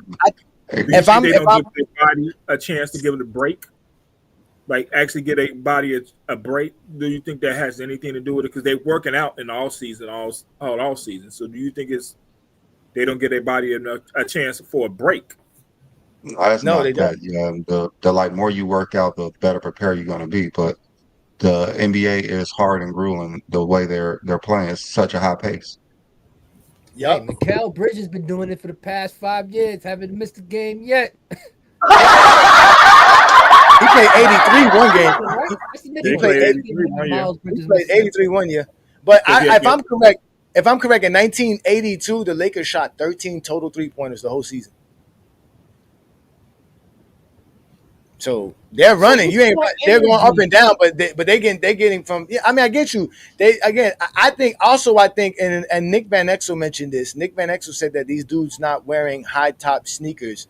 He believes that's why we're seeing a lot more Achilles injuries as well. That these dudes wearing low tops is one of the problems. That's why we see a lot of Achilles injuries, supposedly. So we don't see that many of it. We don't see too many Achilles injuries. That has nothing to do with that crap. It's not. It's just the It's pace they're not playing how at. many injuries. It's who's getting injured. That's the problem. Yeah. It's who's getting injured. It's not the injuries. That's also There's very always true. been injuries in the league. It's just now the superstars is the ones that's hurt all the time now. Well, Man, when we were talking about the teams or the players choosing to loan manage, I'm not even upset if these teams are telling some of their superstar players, "Hey, I'm gonna sit you this game, I'm gonna sit you that game," because they have an investment in them. That's their investment. serious. Also, that's what I'm saying. Like, we don't know if it's the team or the player. Even if the player's sitting here saying, "I'm not going to play all these games," they're also trying to protect their investment, which is their ligaments and tendons. So look at Jason Tatum. He just blew an Achilles. He's probably not going to be the same. He's going to be gone all next season or most of next season. Soft. So I'm supposed to believe that the league said, "Hey." Everybody said, "Hey, we don't want this." The league, it's the team management that's sitting these players out. That's the reason why they're sitting out. And then the same, they going behind them and saying, "Hey, we need to have a minimum." So it's I was going to say, blame Greg Popovich. Yeah, the Spurs started it. The team is the one that was complaining that these players are not playing. It was the team complaining to the league that these players are not playing. Tell me one time you heard it. I don't think it was every team complaining. They're not saying sit out 30, 40 games. They may sit them out like 1 to 2 games a month. It's not like they're constantly telling them don't play. But hold on. But look at those Spurs teams. Those Spurs teams would lock up their spot for the playoffs and wouldn't play their players, their starting five, or even some of their bench players for like 2 weeks, the last 2 weeks of the season. They gonna do some crazy shit like that. And that's how they got caught, because they fucked up and did it on a main stage game. That's what brought awareness with it. It was a highly profiled game, and he didn't even make them get on a plane. They didn't even show up to the damn game. And that's what everything kicked off. Like, hold on, how you sitting the G League? This is a nationally televised game. Mm-hmm. So hold on, wait, Twin Man. Let's bring up Blue Boat as well, because we do got some people waiting in the background. You can stay up here, Twin Man, as usual. But go ahead. We got Blue Boat in the building. Blue Boat. Let's let Twin Man land his plane, and then we'll get you in. Go ahead, Twin Man. I was gonna sit here and say, like, we're speculating that it's just the players, but there's a lot that goes into possibly this load management stuff. We understand if you're like a big market team, and again, you're on these televised games, it's going to be more noticeable if you're load managing your players. But we don't know if Charlotte's load managing LaMelo Ball. We don't know what the Bulls were doing with Lonzo Ball. You see what I'm saying? Or Zach LaVine. We don't know. A lot of these teams are load managing their players because they know that's who the fans are coming to see. So if they're hurt, like, Boston's going to be okay because you still have Jaylen Brown there. But if you have a small market team and their superstar gets hurt, the fans aren't going to show up. So it can be a combination of the team, the player, but we already know these television networks don't want to see it. So I think certain teams complain about it because certain teams were able to get away with it and other teams couldn't. So I don't think everybody complained. I'm sorry. Speculation at this point to sit here and say it's just the players doing it. I believe it's a combination of a lot of teams that was complaining because the old players was the superstar players would sit out on the games where they was playing in fucking Charlotte and all those worst towns. So they wasn't getting the revenue because the superstars wasn't playing when they show up in Charlotte, when they show up in New Orleans. So that's what the whole thing was. They not making no money because nobody's coming to their games. Twin Man, weren't you going to comment on the freaking actual topic, which was the All NBA shit? He did. Hold on, but no, he came on there. Hold on. My bad, Travis. I forgot, ladies and gentlemen. We forgot to do Travis's segment. I apologize, Travis. I got derailed. We had such a great job with Score Society. So let's do Travis's Travis's segment first before we move on with the show. I know we got some guys in the background. Please be patient as we are trying to get everything done here on a Sunday afternoon. Again, this is the GOAT James Kingdom Show with B. Lee and A. Johnny. We do this every Sunday noon Eastern Time. The link is available for all GJK members if you want to join. And we'll put the link up for all of you guys who want to join as well. We see some non-GJK members in the back. Again, please be patient. But let's go ahead and do what we normally do, which is give respect to the guys on our panel. And we would do that by allowing Travis to do his chat bomb. He goes out here and he finds people who say silly stuff on the internet, and he exposes them right here on a Sunday afternoon. So, ladies and gentlemen, without further ado, we're going to give you the chat bomb with T Perfect. We are interrupting our normal programming. The current threat level is critical, meaning an attack is imminent. Civilians are advised to remain indoors. In some urban areas, evacuations are taking place. If you're in one of these areas, police will help you to safety. Follow their orders without question. You should remain indoors until you are told otherwise. You should now prepare for a nuclear strike. You will not be able to leave your location for 14 days after the strike.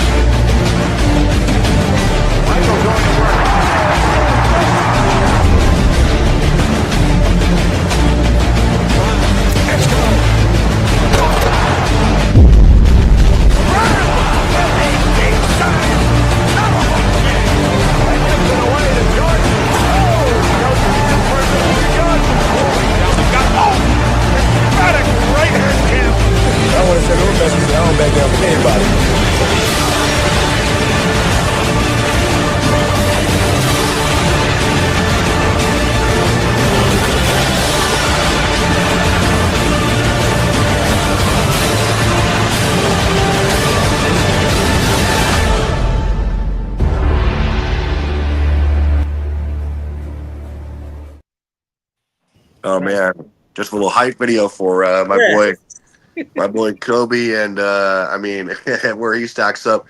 So I apologize to Twin Man in advance for this because probably won't be his favorite segment, but basically last couple weeks or so you've seen me not by my own choice, but I've had to tear Kobe Bryant down or at least put him in his proper place, especially when compared to some of his betters like LeBron, Kareem, all these guys who are objectively better than him. But the point of my segment today is that there are so many of these clowns who, like, when you just listen to them try to defend Kobe, they can't do it correctly, and they do a real disservice to our guy Kobe Bryant, who deserves a lot better than what you see, especially by these idiots like Black Mamba here, his other 14 names that he has that he shows up with and spams us. But these guys, it's like, you hand them the keys of Ferrari, but they're only rated to drive a Ford Pro. They're just idiots. They can't. So, I mean, Kobe deserves better.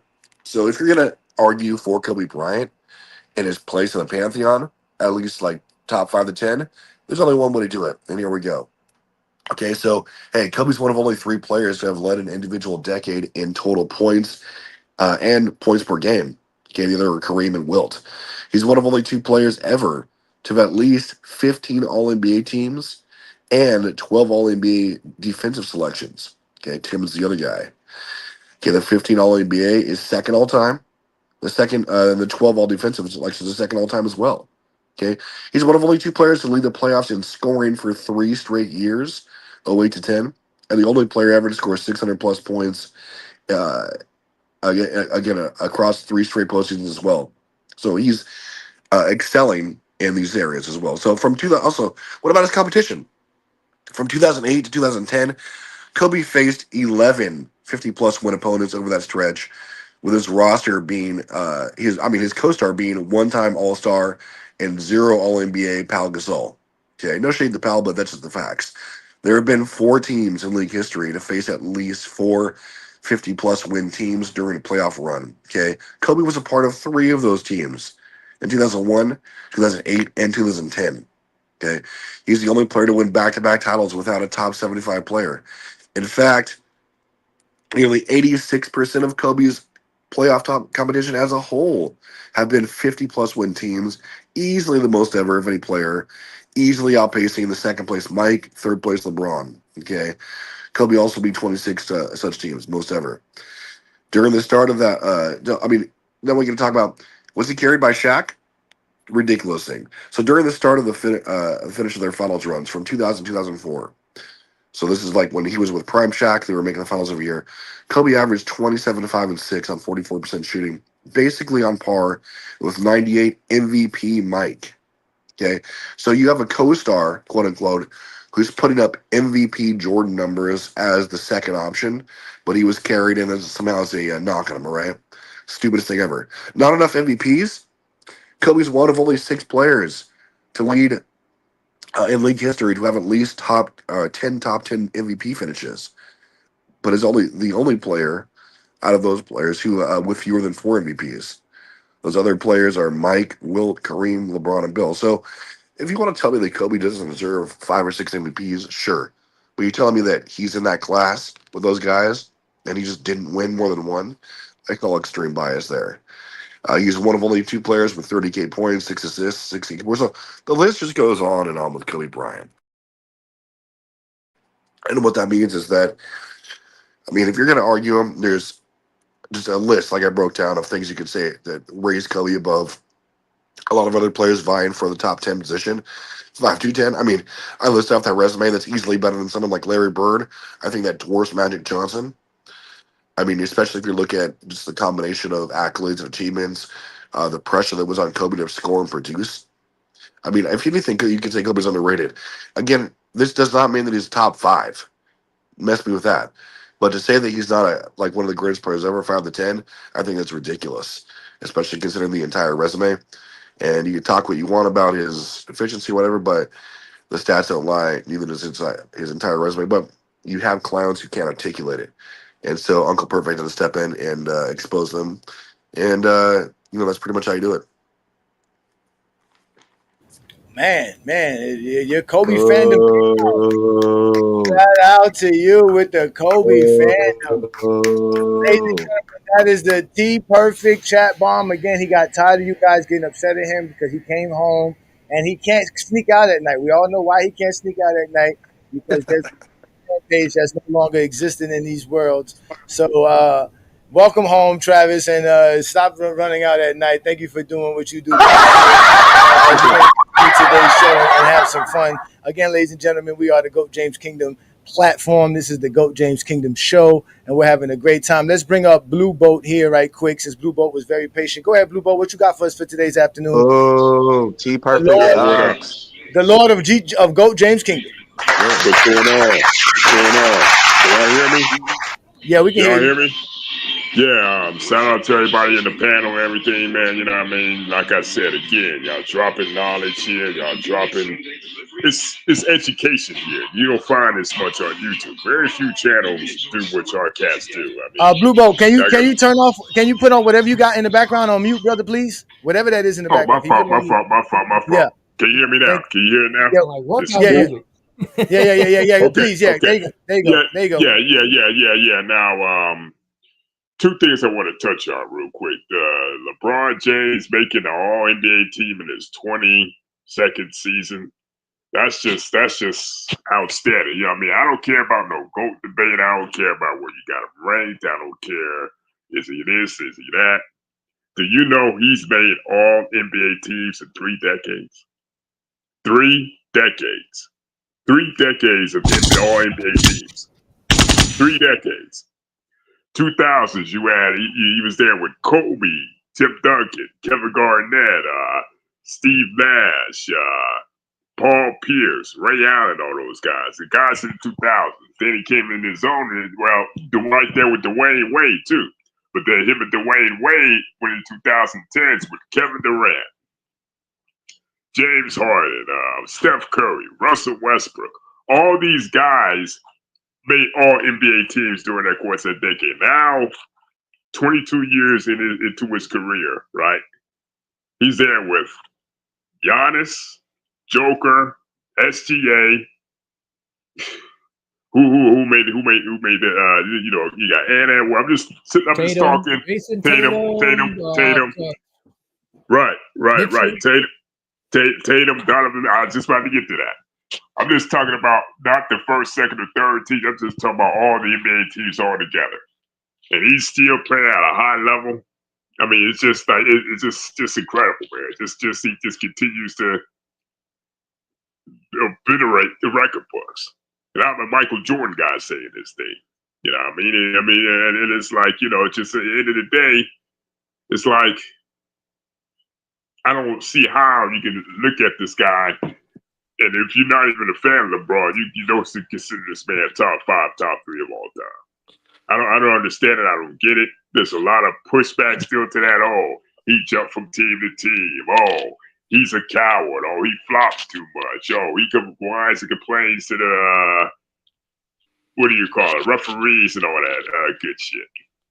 Well, Blue Bolt, the only reason you don't understand that is because you're a completely unbiased and totally knowledgeable basketball fan. Thank you. I appreciate that. Very few people in here actually said that. Very few people. You got very few people like us that's in this basketball space. Very few. Everybody's a bunch of casuals. They don't watch the game. They just think of Michael Jordan. And they think of casual things like the shoes and the score and everything. There's more to Michael Jordan's game than just the score. Matter of fact, Michael Jordan, 1989, he took the LeBron James role. Because Sam Vincent, you know this, King John. King John remembers this. Sam Vincent was the starting point guard. Was it Sam Vincent or John Paxson? Was it Paxson start by that time? Can anybody, John Paxson. John Paxson. Well, one of them got hurt, and he had to take on the point guard role, right? And his point guard role was LeBron-esque. That was about like 1980 to 1989 season. And they had struggled, and then, Michael Jordan, you watched one of them, one of the documentaries saying he was a utility man. Whatever the team needed, he plugged in, and he did it. Whether it's facilitate, be an assist man, all that stuff. But yeah, people don't remember that. All they romanticize is the scoring, the killer instincts, the last second shots. There's more to being clutch than the last second shots. What about defense? What about rebounding? What about that crucial pass in the crucial minutes? People don't talk about this. All they talk about is who took the last shot. Now I'm going to segue into one more thing. I don't want to tie up nobody's time, but did you check out the bullshit Michael Wilbon said? Talking about if anybody considers LeBron James better than Kareem Abdul, better than Kareem, Magic, Russell, Kobe, you're garbage and you can go to hell. I want to know from anybody, but just all around, what do you think about that bullshit? Nobody watches it. Nobody watches I know. ESPN. I watched it. I listened to what he said. He said that he said that he do got LeBron number 2, but he would never say that that he's better than other players because he don't want to disrespect them. Right. But it's the way he is delivering. He made it seem like the reason why he don't got LeBron as the GOAT is because he don't think he's better than those players he named. But he said he's not going to say somebody is better than somebody else just to prop up the other player. But he did say he did have LeBron too. Sound like he's does he got him at 2? Does he got him at 2? Does he got him at 2? He said he got him at 2, but he would never say that he's better. He would than never argue it, right? Because he don't want to disrespect them. I mean, it's Nobody I hear what you're saying, Craig, but at the same time, it don't make sense, man. Because like, if you're gonna have LeBron number 2, have him at number 2.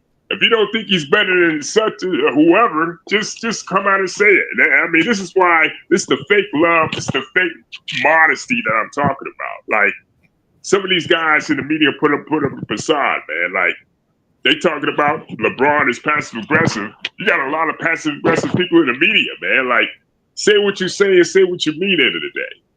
I don't understand it, but Craig, I do understand what you're saying. Hold on, Blue Boat. They cannot. You cannot. I know they can't. Blue Boat, you cannot give your honest take, because soon as you give your honest take, some zesty Jeffrey's gonna pop up and say you don't know basketball because it doesn't fall in line with any of the silly nonsense that they say. So Mike Wilbon is not gonna tell us that LeBron is right behind Michael, even though he thinks he's better than Michael. That's just going to be him. Just like majority of people who have LeBron second, you already conceded that he's better than Mike. You just don't want to say it. But he just doesn't want to say it because he's tired of arguing with Kobe fans. He's tired of arguing with all his old school fans who's saying, damn, how are y'all propping up Kobe and LeBron? but y'all not popping up Wilt Chamberlain, Bill Russell, and all these other guys because he comes from that old oligarch of those media guys. Right, But nobody really. Again, how are y'all telling me NBA ratings are down, but ESPN ratings are up? Who is watching Mike Wilbon? I haven't seen PTI in years. I don't care what Mike Wilbon. Well, I checked it out. I checked it out on YouTube. I don't know who's even plugging them in on YouTube or doing what. There is nothing that those two gentlemen speak about that is relevant to today's. They are outdated.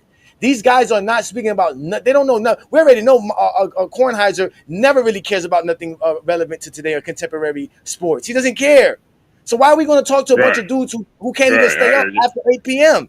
These niggas can't even stay up after 8 p.m. And we're going to sit here and talk to them about basketball? Like that's the bed like 8 o'clock in the evening, damn near. Yeah, man, that's it, man. But we appreciate you, Blue Boat. Let's let a real zesty Jeffrey up because he's gonna want to cook everybody because we all have bad takes. We all know who this is. It's Wall Street Brandon. So shout out to you, Blue Boat. Thank you for joining us as usual. Let's bring up Wall Street Brandon so he can come with his soliloquy. Go ahead, Wall Street. Yeah, LeBron James has absolutely no case for a first team, second team, or third All-NBA team. Okay? No player in NBA history has ever made an All-NBA team with a negative plus minus. LeBron was negative 54 this year. And I'm going to get off the stats. I'm going to go next level. Okay? The Lakers were plus 5 with LeBron off the court in the regular season. They were negative 0.3 with him on the court. The Lakers were minus 11 with LeBron on the court in the playoffs. They were plus 10 with him off the court in the playoffs. And here's the real reason, and this cooks you guys on multiple levels. LeBron has no GOAT case against Jordan. Jordan dominated the 90s. LeBron played in 3 decades. He never dominated a single decade. LeBron's 22-33 in the finals. That's not dominating anything. Michael Jordan has more scoring titles, MVPs, championships, and first all-defensive teams. He's played 7 fewer years. So all you LeBron people can do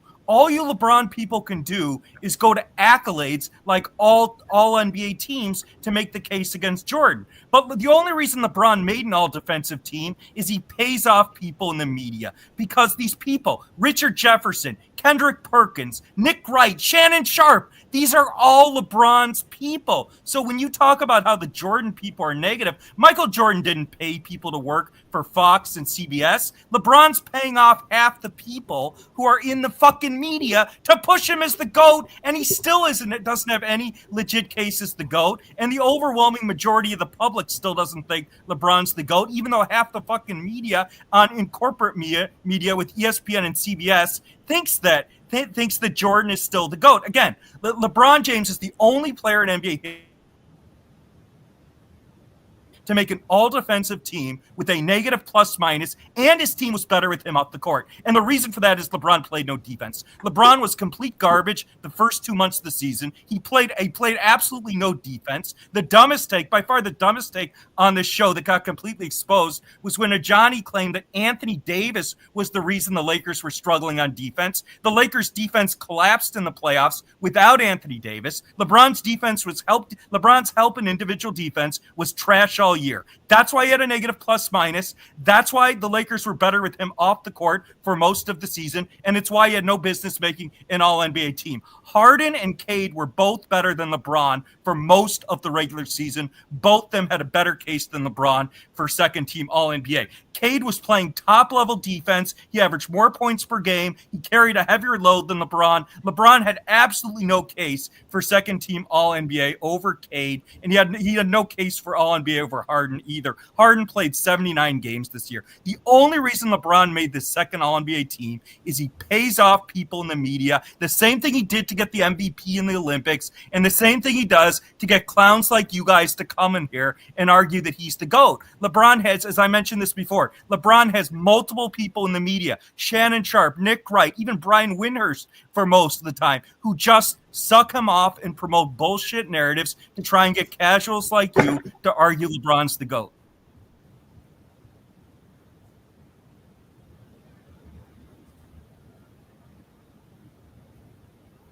The thing that we have to understand that's important about this conversation is when we debate the GOAT, the negativity of it comes from LeBron and his camp. Nobody else. Cap.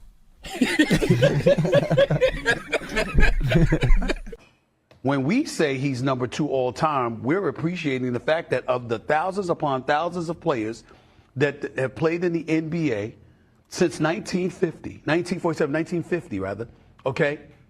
LeBron James, there's only one player we look at and we say definitively we think was better. And that was Michael Jordan. Don't nobody want to hear that shit. Nigga. What did I say to Rich Paul one day? You act like that's an insult. Rich Paul's response, it is an insult. Because that is how they have acted when it comes to the GOAT conversation. What's up? Get your man. All right. But come on, let's be fair and clear. Because I really don't give a fuck. Like, I am a god, you dull creature, and I will not be bullied by that.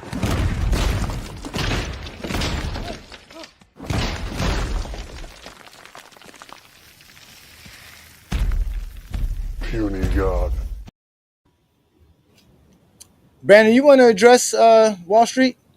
Before y'all go, I'm gonna say I'm out. I'll see y'all next week. Y'all have fun for the rest of the show. Hey, Craig, tell LeBron thank you, okay? Tell LeBron thank you, okay? Tell LeBron thank you. Hey, y'all, this is prop money, y'all. Tell LeBron thank you, okay? Because of all the stuff he has done for us, okay? I appreciate it, LeBron James. Thank you. He literally said that LeBron, like the LeBron pays to be there. He named like 2 people in the media. First of all, Shannon Sharp has no media credentials to vote for the All-NBA team. And if I'm correct, Stephen A. Smith is the highest paid media personality in the NBA. So who has the most? Isn't it the number 1 morning show that Stephen A. Smith brags about all the time? His show. Who has the biggest media presence? LeBron James fan base or Jordan's fan base? Us. So that's just completely preposterous on his part. Again, he brought up plus minus as if anybody is voting for the All NBA team predicated on plus minus. Brandon, what NBA player in NBA history ever averaged 24 points, 7 rebounds, 7 assists on 50% shooting plus, on 37% 3-point shooting plus what were the other numbers that LeBron James did this? There's only 2 players that had the season like this: LeBron and Jokic. Lord only have 2 mercy. players in history. LeBron and Jokic. And Jokic is one of the greatest players to ever play the game, correct? And he's having one of the greatest seasons, if not one of the greatest seasons we've ever seen, correct? They had the greatest season ever, yeah. So again, Brandon Cass walked up here lying. We put you in the back room because we knew you was not going to let the video go. We knew you was not going to let speak because you guys are very disruptive. That's what you guys are. You don't have a true conversation with anybody. You want to be disruptive, and that's not how it works here in GOAT James Kingdom. We allow people to speak. Obviously, you went to your whole soliloquy and you lied throughout the whole soliloquy. LeBron James is not only deserving of the All-NBA team, he's deserving to be on the All. He should have been on the first team if you really want to go there. So that's just preposterous on his part. If you want to harp on the plus or minus, isn't LeBron like second in the regular season behind Duncan and first in the postseason? So if you love plus or minus so bad, you have to put LeBron above Jordan. If you love that plus or minus so bad, but that's a different story. I thought he was number 1 all time plus or minus. No. In the postseason, the second in the regular season. Duncan's first in the regular season. Very interesting. We got Mingo Jester in the building. Shout out to Mingo Jester. We were talking about the All-NBA selections for LeBron and obviously how Jordan fans are the negative fan base in the GOAT debate. So what you got for us today? What's good, brother? Man, that's great. That's great. That's 21 all NBA teams. You can't really say much about it. It really speaks for itself. I mean, and then that's the most all time. So I mean, you can't really argue about it.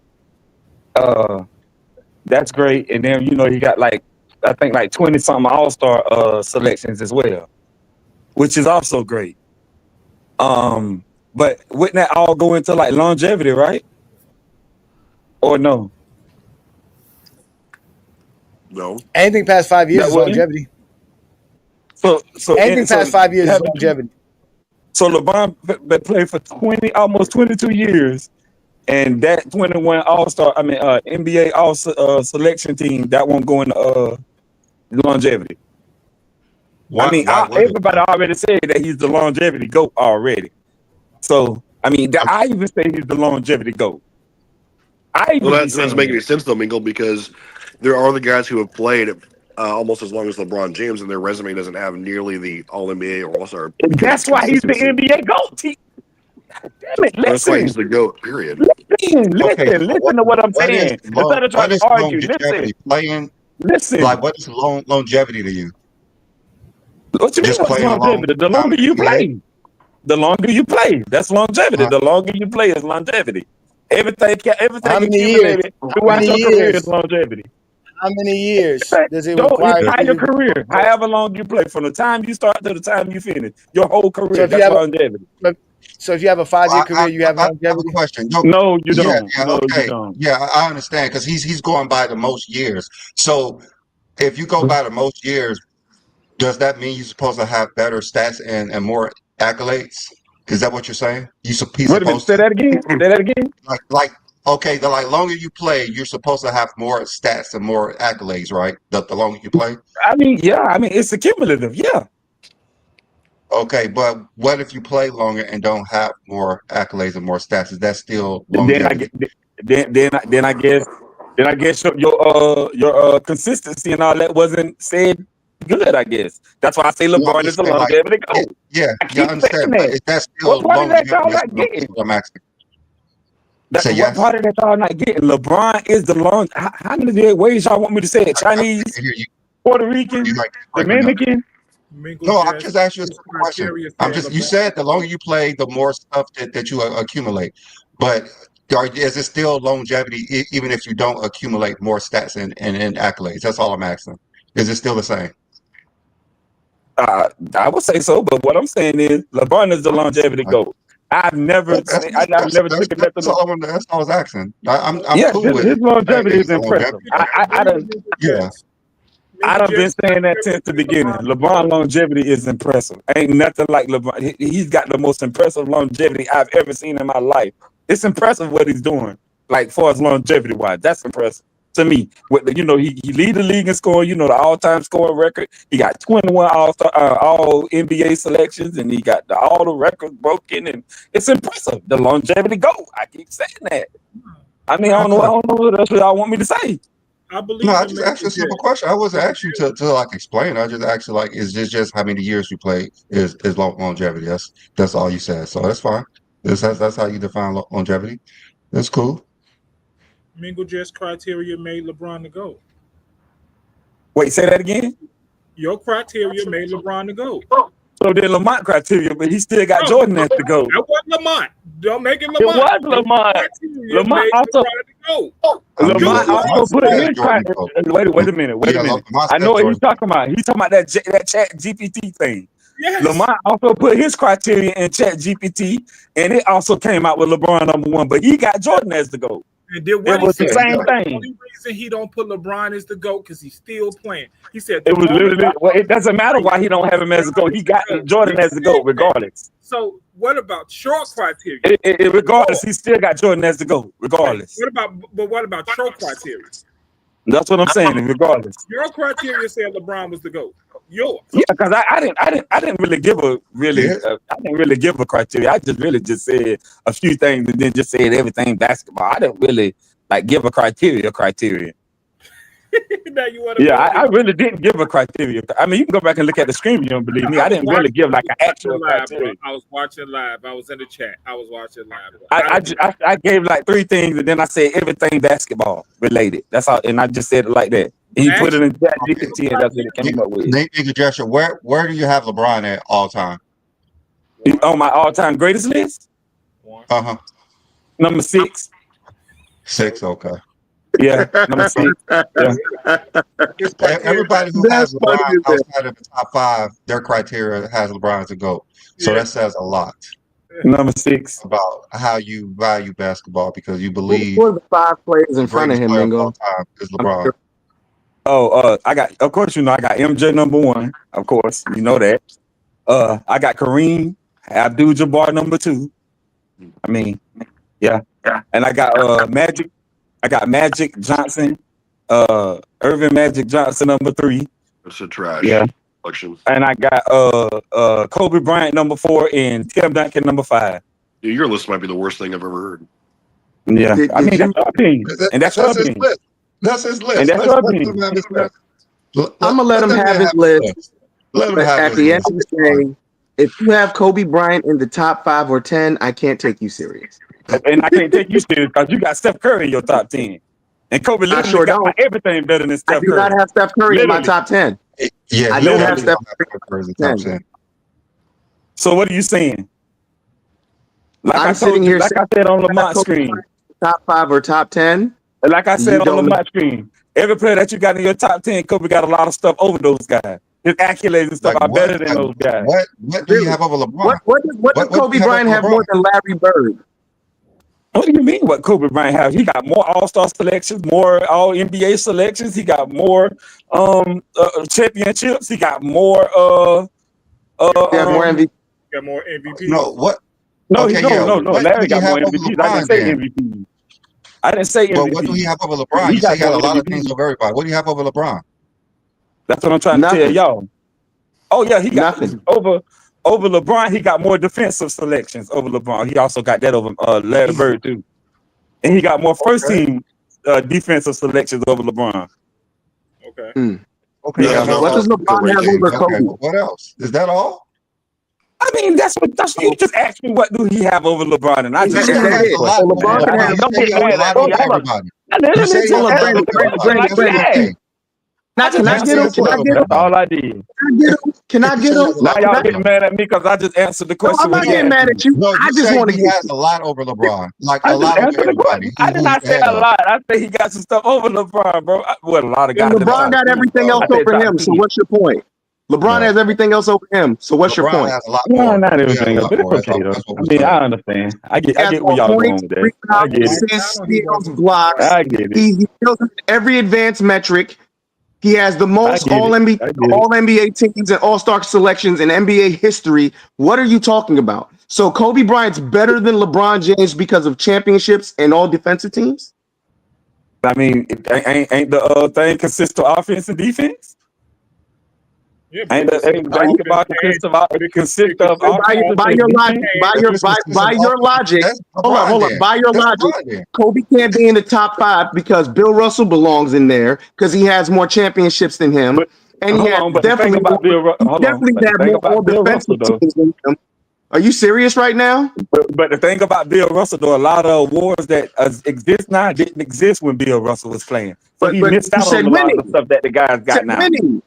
You said winning. You said defensive teams and all that too. He has the most offensive accolades with, I guess, championships. We're talking championships, right? So if Bill Russell has the most championships, how is he not in your top 5? I just told you why. Because a lot of the stuff didn't exist when he played. He still has the most championships. He does, but a lot of the stuff didn't exist when he played. Like a lot of the stats, like defensive player of the year, arguably the best defender ever. And a lot of that stuff didn't exist when he played. And he's also arguably the best defender ever. I agree. One of the great But again, a lot of the and look what you just said. Listen to what you just said. He one of the great. He may be arguably the best the greatest defender ever. But a lot Kobe don't got that argument. Kobe don't have an argument to be one of the best defenders ever. But his accolades wouldn't show that because they didn't exist when he played. That's my point. Does Kobe have an argument to be the greatest defender ever? Like okay, for example, Twin Man. Like I'm telling you, does Kobe Bryant have an argument to be the best defender ever? No, fuck no. Does Kobe Bryant have an argument to be one of the best rebounders ever? Like I'm telling you. Kobe Bryant have an argument to be the best winner ever. So how isn't he in your top 5? So wait, Mingold, you're saying you talk about all defensive selections. Magic Johnson actually have an argument. He got the second most defensive teams all time. He also has a negative defensive box plus minus, dude. Like Tim Duncan Like there's 5 defenders right off the top of my head that dwarf Kobe. Kobe's not even a top 10 all-time defender. Stop it. Kobe got 10. Kobe got the second most off defensive team behind Tim Duncan. Okay, and Magic Johnson has 0, but you're putting him above But he's in LeBron. your top 5. Above Kobe. You're putting him above LeBron James, who beats Magic Johnson in all defensive selections, MVPs, Finals MVPs. You know why? Stats per game. You know why? Stats. Because Magic changed the game. Magic changed the Magic game. didn't do That's shit. another thing. LeBron didn't change the game. Magic did change the game. LeBron didn't change the game. Why I got Jordan Prime number Kareem 1 because on he that, changed and the he has game. 10 rings. Who Put got LeBron 10 on the rings? same Lakers team and his 10 rings. Did Steph Curry change the game? Did Steph Curry change the game? Oh, who got 10 rings? You said put LeBron on that Lakers team, that old Lakers team with Magic. Well, take Magic off and put LeBron on that team. That's 10. And now we're trying to switch and put him on teams that he wasn't. So he changed the game as your answer to LeBron beating Magic. Why y'all do that, bro? He said the reason that he has Kobe above LeBron because Kobe was better offensively and defensively. So that's why he has Kobe over LeBron. But the numbers don't say that. That's the crazy part. The numbers don't say and that's my point. Y'all just use numbers when it's y'all ignore a lot of the numbers when it comes down to certain stuff y'all don't agree with, but then y'all use numbers when y'all don't agree with it. Like it's crazy. I know. It's crazy. I know. All NBA, you use all defensive teams. Okay. Use all defensive teams. Who's a better rebounder, LeBron James or Kobe Bryant? LeBron averaged more rebounds, defensive rebounds, and he like I told you, y'all don't use stats when he averaged more steals. He averaged more points and has more points. He averaged more assists and has more assists. He's more efficient. He has better advanced stats than Kobe Bryant. So you talk about offensive defense. He's not a better mid-range shooter than Kobe. He also not a better mid-range shooter than Kobe. He's more efficient shooter. Doesn't matter. He's a better offensive player than Kobe. Not a better mid-range shooter than Kobe. It doesn't matter. He's a better better three-point shooter. LeBron percentage came from around the rim. He shoots like 70% from around the rim. That's what he's getting to the rim. That's very important. Well, I mean, it doesn't matter. It doesn't matter. Everybody got their own opinion. There ain't no point of arguing about this. It's not an opinion when your opinion makes no sense. It is what it is. I mean, what you gonna do? Everybody think how they think. It is what it is. He sat here and said that Kobe Bryant's over LeBron James offense and defense, and the numbers don't back up what you're saying. No one is disputing but at the same time, though, like I said, y'all use a lot of stats and stuff when it matters to y'all. But when it does that's y'all narrative, then y'all leave those stats out. He's Y'all don't talking mention about that we're using the stats, but you just use the stats to sit here and say Kobe Bryant's better defensively than LeBron James by bringing. And you just asked me what Kobe got over Larry Bird. I start naming the stuff. You try to dismiss it. You see how you try to dismiss it when I start naming the stuff. I'm not dismissing it. I'm just sitting here saying that's one stat. Everything else goes when it matters to y'all. Y'all use stats and accolades and stuff when it only helps y'all argument. Oh, we don't. I sit here and I accept that Kobe Bryant has more defensive teams. You accept that LeBron James is a better defensive rebounder. He has more steals. He has more everything other outside of defensive teams. LeBron has more defensive stats than Kobe Bryant. Okay. Do you acknowledge that? Head to head, the same way. Even when they played as teammates, it was the same way. LeBron. I'm just asking you a question. Do you acknowledge that? I acknowledge that Kobe Bryant has more all defensive selections. I can't argue. Outside of that, do you acknowledge that LeBron James has more defensive everything else over Kobe Bryant? Okay. Does Kobe have longevity? Okay. Yeah, of course. He played 20 years. He played 20 years. Yeah. So Kobe was the longevity king at first, right? No, I said other players that played 20 years. You had LeBron. Before LeBron. No, Vince Carter played the longevity GOAT, right? No. I mean, Kareem was number one. And Kobe you was number had two. guys like Kareem Abdul-Jabbar. You had guys like Tim Duncan. Tim Duncan played 19 seasons. Kareem Abdul-Jabbar played like 19 seasons. Vince Carter played like 22 seasons. Like, no, you had other guys other than Kobe that were playing like a long time. I said he said when Kobe retired. I would say before LeBron. I would say before LeBron came along. I would say Kareem was the longevity GOAT. And Kobe was number two. I guess you can say Kobe was number two. Yeah, he was number two. He played a long time. He had a great luxurious Made career. A longevity lot terrible. of high stats. Why is it such a bad thing to be a master at your craft It's not. for as long as you can? It's I not. never said it. Bro, I literally call Because LeBron a that means longevity goal. What do that y'all means go that your on? body of work would be There's superior no than such your favorite thing. players. Because your There's no body of work would be superior than your favorite players. That's all. He's a longevity goal. Making up your What own y'all want me to terms, say? making up your own terms to try to avoid the actual argument is not going to help you in an argument. There's no I'm such not thing as making up anything. His LeBron has the criteria. greatest I longevity don't of even know all why time. y'all What does that arguing make right him? now. The His longevity goat. criteria made LeBron the GOAT. Why y'all even arguing with him? His criteria made LeBron the GOAT. This is It was crazy, his bro. word. This is absolutely insane, bro. I swear this is insane. It was his words, no nobody else. I mean, yeah, even when he said Kobe was better offensive than defensive than LeBron, we all know it's LeBron. Based on his It's crazy. I don't even know why y'all arguing. It's crazy, bro. I don't even This understand. is I don't even absolutely understand how crazy. we can say it, and then we bring actual facts to the table. He'll just sit here and say, "Well, I'll just use this one specific stat," and then talk to us about how we're using other stats. It Facts makes don't. no sense. Facts don't, man. No, that's a lie. That's a lie. That's a lie. Cause first you brought up Larry Bird, but then you switched from Larry Bird real quick and went to LeBron. You notice? I know that you did it, but I didn't say Because anything. Larry Bird has a better career You than started Kobe with Bryant. Larry That's why. Bird, but then you went to Larry LeBron Bird so has a better fast because I career started than killing Kobe the Larry Bryant. Bird argument. So you went to LeBron. What argument? Larry Bird has 3 consecutive MVPs. Yes, he does. He does. And that's the only thing you really gonna mention the whole time we talking about this debate. That's the only thing you really gonna have. 3 MVP is the only thing you saying? You know what No, I'm saying that in a row means? Yeah, it's great. I think we minimize. I think we I'm not minimize denying too that. many things. We minimize too many things. No, I'm not minimizing that he got 3 Exactly league what you just MVPs did. consecutively. Exactly That what is you just great. did. I'm not This is like the minimizing. only thing you gonna No. bring up. That's minimized. That's actually the meaning of I'm minimize. not minimizing it. That's great. I'm not minimizing that. That's great. That's definitely great. I'm not minimizing. He got 3 consecutive. He's the only player since what? Bill Russell. Bill Russell to do it. Mingle, you don't have LeBron top 5. Anything you'll say is invalid. I mean, that's your opinion. That's your opinion. It is what it is. That's your opinion. You have 2 players That's in your your opinion. top 5 statistically are behind LeBron James in everything. That's your opinion. I mean, hey, everybody got their own opinion, right? That's not an opinion. That's absolutely a fact. Everybody got their own opinion, right?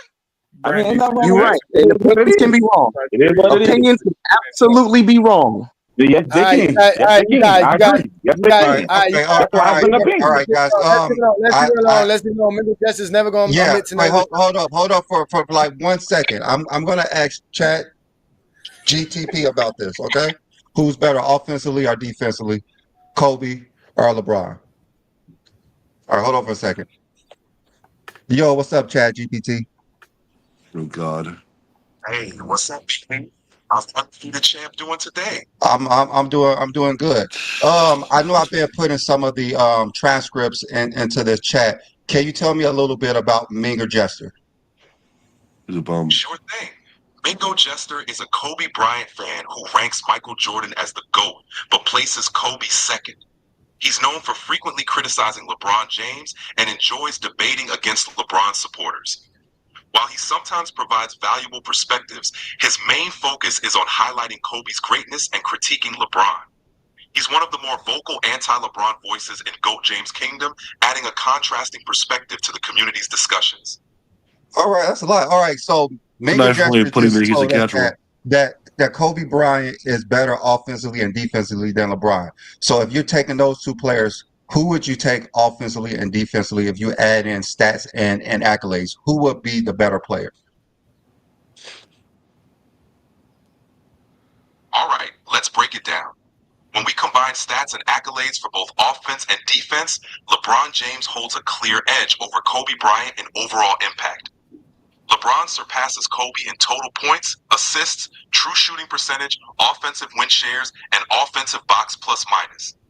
LeBron's playmaking and efficiency are significantly higher, giving him a strong advantage on the offensive side. Defensively, LeBron also edges out Kobe in defensive win shares, defensive box plus minus, total rebounds, and blocks. While Kobe has more all-defensive first-team selections, those were largely media-driven. Advanced metrics and overall defensive value lean toward LeBron, especially considering his versatility in guarding multiple positions.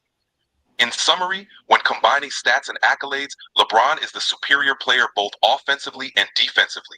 He outshines Kobe in almost every statistical and advanced metric category, making him the better all-around player. That puts you at 70-0, B-Lee. Let's keep the streak going. Wait, 70-0? You weren't debating him. Oh, that's cool. All right, so we just heard it from AI. Mingo Jester, you're wrong, buddy. Big facts, by the way. Big facts. Bro, that's nasty work. What the hell is going on here? I feel like science up in there, and they know everything about you. Brandon, do it for Kobe and Larry Bird. I'm just curious. Do it for Kobe and Larry Bird. All right. Are we doing offensive, defense, or just all time? Which one are we doing? Just do it for Kobe and Larry Bird. Doesn't matter. Just do it however you want to do. Just all time? Okay. I mean, Kobe does smoke Larry and overall accolades. Twin Man wants to know all time who's better, Kobe or Larry Bird? Kobe. Got it. Twin Man, let's break it down objectively. Comparing Kobe Bryant and Larry Bird all time is a classic debate. Both are legends, but let's look at the key metrics that matter. Accolades, stats, impact, and intangibles. Kobe Bryant, 5-time NBA champion, 2 times Finals MVP, 1x regular season MVP, 18 All-Star, 11 times All-NBA first team, 2-time scoring champion. Bird, 3-time NBA champion, 2 times Finals MVP, 3 times regular season MVP, 12 times All-NBA first team, 3 times All Defensive second team, 1 time Rookie of the Year. Kobe Bryant, 33,600 points, 7,000 plus rebounds, 6,000 plus assists, career averages 25.0 PPG, 5.2 RPG, 22.9 PR, 172 West, 214 VORP. Larry Bird, 21,800 points, 8,900 rebounds, 5,700 assists, career averages 24.3 PPG, 6.3 APG, 145 WS, 106 VORP. Impact and intangibles. Kobe, known for his scoring prowess, clutch performances, and longevity, he led the Lakers to multiple championships, especially the post-Shaq era titles in 2009 and 2010. His work ethic and Mamba mentality are legendary. Bird, one of the greatest all-around players known for his basketball IQ, passing and shooting, he brought the Celtics back to prominence in the 1980s, winning 3 titles and 3 consecutive MVPs. His impact on team success and his rivalry with Magic Johnson defined an era. Overall comparison, longevity and scoring, had a longer career and more cumulative accolades. Peak impact, Bird's peak straight MVPs is one of the most impressive in NBA history. Defense, Kobe had more all-defensive selections, though Bird's defensive impact and rebounding were significant for his position. Versatility, Bird's all-around game and passing gives him a unique edge, but Kobe's scoring and two-way play over a longer period are hard to match. It's close, but Kobe's longevity, scoring prowess, and defensive accolades give him a slight edge over Bird in an all-time ranking. However, Bird's all-around impact make it a tight comparison. Let Twin Man know that statistically and accolade-wise, Kobe edges out Bird, but it's definitely one of those great all-time debates. Okay. You touched it, Twin Man. One more thing. One more thing, ChatGPT. Tell us a little bit about Twin Man.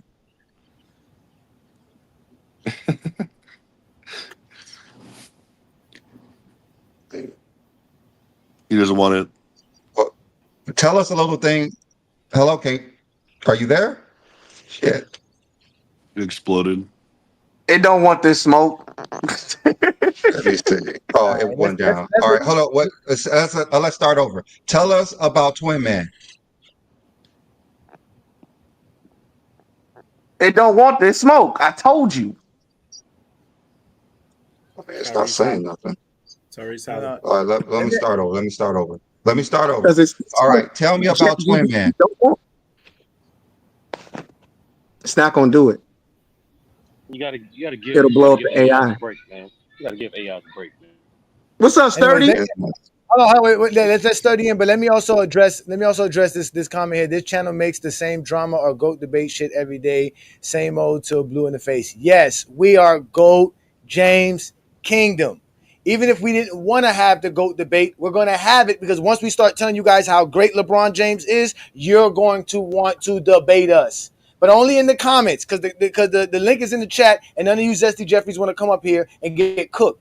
This is why I don't understand. Y'all don't want to get cooked for real because y'all have your own problem. This is where the negativity starts at. You see who's being negative. Not us. Now we can't talk the GOAT debate because we're objective fans and we make LeBron look great. Like you guys are the worst. Go to Dookie and them. Go to any other Michael Jordan fan page and tell them shut the hell up about LeBron James. That's all they do. I see Zesty Jeffrey shows where they have tickers on several topics, but the main topic for their show is a LeBron James topic, even though they're talking about 4 different other things other than LeBron James. So stop coming over here with your nonsense because we don't run from the GOAT debate. We don't run from it. We attack it head on. We're here for the GOAT debate every Sunday, noon Eastern time. Go get some Zesty Jeffries. Tell them hit that link and watch what happens. Ace 30, thank you for joining us. The GJK member. What you got for us today, brother? Salute everybody. It's been a minute. First, out of respect, I'm gonna answer the topic of the video, which is the all NBA teams, just like most, there's one of the few accolades that help paint a frame picture of how those players were perceived during their time. Despite the different adjustments to it over the years, from going from position to position, it's always been an indicator of consistency throughout the entire season of the NBA. And for any player to make an All-NBA team, it just means they were one of the most elite players of that particular season. Now, does it automatically mean you a top 15? No, because like I just said before, because of qualifiers now and different qualifiers back then, it don't necessarily automatically mean because you make an All-NBA team, you are an automatic top 15 player, but it definitely means you're one of the league's elite players at what you asked to do on your team. And so, in general, from the graphic that you showed earlier, Johnny, that's impressive, not just for LeBron, but for all those legends to do that.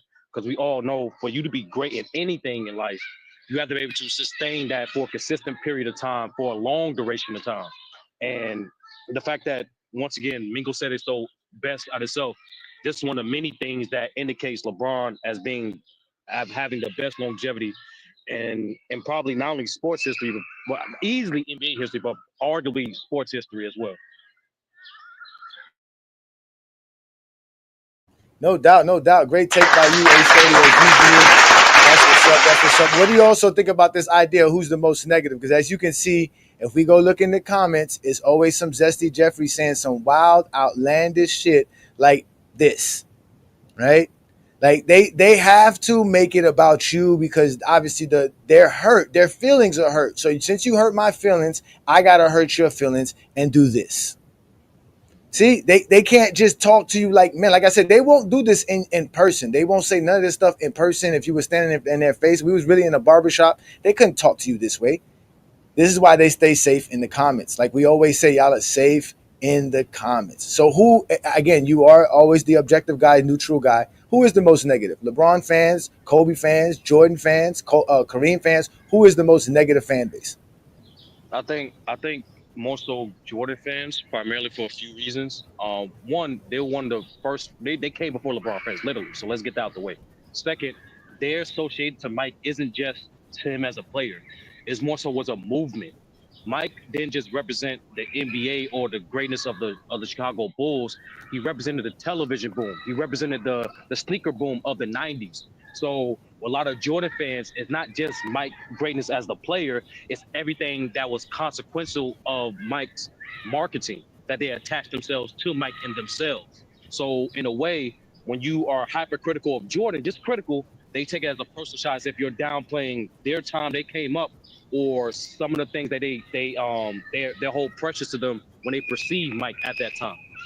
How what Stephen A said was a blatant lie. Like to say negativity is only from one side, that's a complete lie, especially as a guy who literally is known for who willingly have other people on his platform that says negative things about LeBron. That's a complete lie. He said negative things about LeBron himself, as we saw a couple months ago. So that's another complete lie. However, there's negative on both sides. But to answer the question, Jordan fans have the louder voice because they had the bigger personalities on mainstream media. But most importantly, they were here first. Jordan retired. Jordan literally retired the year before LeBron got drafted. So that's the most logical reason to that question. All right, great take by you, man. We appreciate you. You know, you're more than welcome to stay up here and have some fun. Or we had some people commenting. My fault. Listen, my name has been sullied to a certain degree in the last 48 hours for reasons.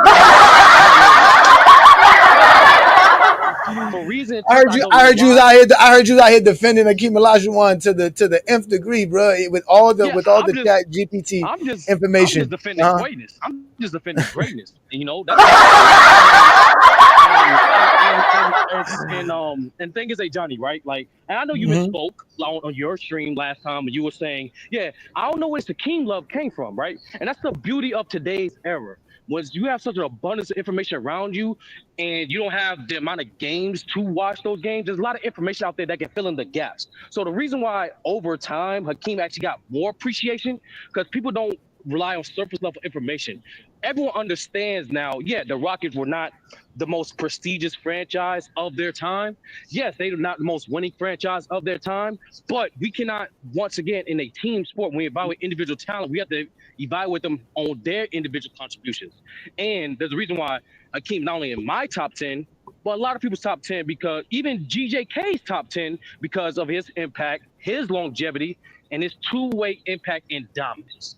So I don't think this Hakeem, and I know Brandon have said a few things in prior streams of his confusion of this amount of random Hakeem praise, but I think it's just more so people just doing their research, Johnny. People are going back to watch some of the games. People are going back doing some of their homework, and they're starting to realize, oh, despite the Rockets not being necessarily the most dominant team of the 90s, Hakeem is a generational player. And there's a substantial amount of reasons why he's not only in my top 10, but he's in GJK own top 10. Sturdy, can you adopt me? Nah, unfortunately, Travis, I can't afford children right now. Fuck, I'm working on it. But the problem with that though is what we always say with GJK is how it depends on how you want to argue the argument. We had Brandon Katz come up here argue saying that, oh no, Mingo just saying we use stats when we want to use stats. The reason Hakeem Olajuwon ranks so high in our list because we do recognize totals, and when you recognize totals, Hakeem Olajuwon definitely has a place in the top 10 of all time. So that's why he ended up being in our top 10, because his totals are definitely one of the premier. He's number one in blocks all time. He's high in steals. He's high in scoring. He's high in rebounds. So all that together helped him score a lot of points and put him up there. And he has a lot of accolades, achievements. So obviously, yeah, and again, the recognition of him being people consider him the greatest defensive player of all time, if you don't count Wilt Chamberlain and Bill Russell in them from the 60s. So again, I just didn't know where all the love came from, because it was almost like if you don't have him in your top 10, it's blasphemous. I can understand him being in the top 10. I can understand him being right outside of the top 10. But like I said, the love for him is, like I said, it becomes where the negativity, where people feel like you must have him in the top 10, or you crazy, or people getting mad at you because you have him in the top 10. You see what I'm saying? So that's the problem. So as a perfect example, let me address something here that was brought up in the comments, because Tyson is in the building. Shout out to Tyson. He said that we never address the plus minus situation. We did. We told you that they do not go by that. The NBA voters are not voting based off of plus minus when they're looking at the all NBA team. That's not how they do it. But since you guys love to bring up these stats, this is what we do in Go James Kingdom. Let's go to these specific stats, right? So if we go to these specific stats, first let's go to give me a second here. Let me make sure it is popped up here. You guys see these stats here, right? So you guys see these stats. Let's go to NBA traditional box plus minus. So the guy who has the best box plus minus in the NBA, I'm doing this predicated off of NBA.com, general stats. These are all the starters in the league, doing it by totals. And if we go by the highest plus minus, which is right here, it's SGA. Then you got Joker, Dort, Evan Mobley, Derek White, all the teams that are part of the best teams in the league, right? That's the plus minus that everybody wants to talk about. So if the NBA was going off of this, then how did Giannis make the All-NBA first team? He's 21st in this category. So again, they're not going off of this. This is a stat that tells you what happens while you're on the floor with your team. It's kind of predicated on the lineups that you play in. So if we go to the Lakers, right, and we see what the Lakers are doing, same stats, regular season, but just the Los Angeles Lakers. This is where they say LeBron James has the second most minutes as a Los Angeles Laker, but he has a negative 54 in plus minus. Austin Reeves has the best at 195. Then you have Dorian Finney-Smith is at 268. So we're going to say Dorian Finney-Smith plays better than LeBron because he was on the floor at times. The Lakers were beating their opponent more than they weren't beating their opponent, right? So how does these stats work? This is what I'm saying. You guys use these stats, but do they really apply to what we're talking about? Because if we go to the lineups, the Laker lineup that had the most minutes this season per 100 possessions, right, was Max Christie, Anthony Davis, Hachimura, LeBron James, and Reeves. They had a plus 2.7 and per 100 possessions. But the second most minutes, LeBron James was a part of that lineup, and they had a plus 24. So if we keep going down the line, LeBron James are a part of all of these lineups. So he's a part of the winning lineups. But he's also a part of the losing lineups, where it's him, Luka, Hachimura, Jackson Hayes, and Reeves on the floor. They're in the negative here. Then if you put LeBron James, Anthony Davis, Reeves, Cam Reddish, and Hachimura on the floor, they're in the negative. So again, it's predicated on who's on the floor, who you're playing. It's a vague number. Nobody goes off of this when they're voting for the All NBA team. They're gonna go off of how many points you scored, what are your rebounds, what is your efficiency, how did you play? And again, LeBron James stats are ridiculous this year. He's doing stuff at 40 that nobody's ever been done besides Joker. So you asked again, playoff plus minus are skewed, in my opinion, because the stars play major minutes in most cases. So you could dismiss the stats when you want to dismiss them. We don't do that here in GOAT James Kingdom. We don't dismiss stats when they don't fit us. We just don't use them inappropriately. There's nothing about plus minus that states how good of a player is or not. It just helps you understand where they're at when they're on the floor and what their team is doing. It's really a team stat. And that's how that works, because your plus minus is predicated on a 5-man lineup. So LeBron James is definitely worthy of an all NBA team, and the plus minus doesn't change anything because nobody goes off of plus and minus to vote who is the all NBA player or not. I think you've been a little disingenuous, brother. Okay, go ahead. I'm listening. LeBron James, like you said, has some of the greatest plus minuses ever posted season by season. Tim Duncan. I think when you go to a negative plus minus that he's went to this year, it's a clear indication of his impact on the floor. When you talk about his on-off numbers, his on-off numbers are a clear indication of his impact on the floor. LeBron is awesome, great, and at 40, he's still very good. But I don't think he deserved the All-NBA second. Okay. In my opinion, when you go to Tyrese like Halliburton, he's got better VORP, he's got better box plus minus, he's got better, all these analytical stats that LeBron dominated throughout his career, which made him great. But we just can't poo-poo it when these numbers fall off the map. Okay, so are you saying that Dorian Finney-Smith had the biggest impact for the Lakers because his plus minus is the greatest on this team? No. So why are we using plus minus to determine anything regarding impact? Because when we talk about star, you comparing role players to supposed stars. No, so it's role not. Player, yes, a role player. But if LeBron is the most impactful player on the court, if LeBron is supposedly worth the second nod, nobody's saying Dorian Finney-Smith should be in these conversations. Come on, you comparing apples to oranges. No, we're not, because the stat doesn't do that. The stat doesn't separate it by stars or not. It just separates by who's on the floor and what happens while they're on the floor. That's the whole point. It's a vague stat. So you're telling me Anthony Davis is less impactful than Austin Reeves? Again, you comparing apples. So a role player that's on the court while Anthony Davis on the court or whatever have you. Austin Reeves is not a role player.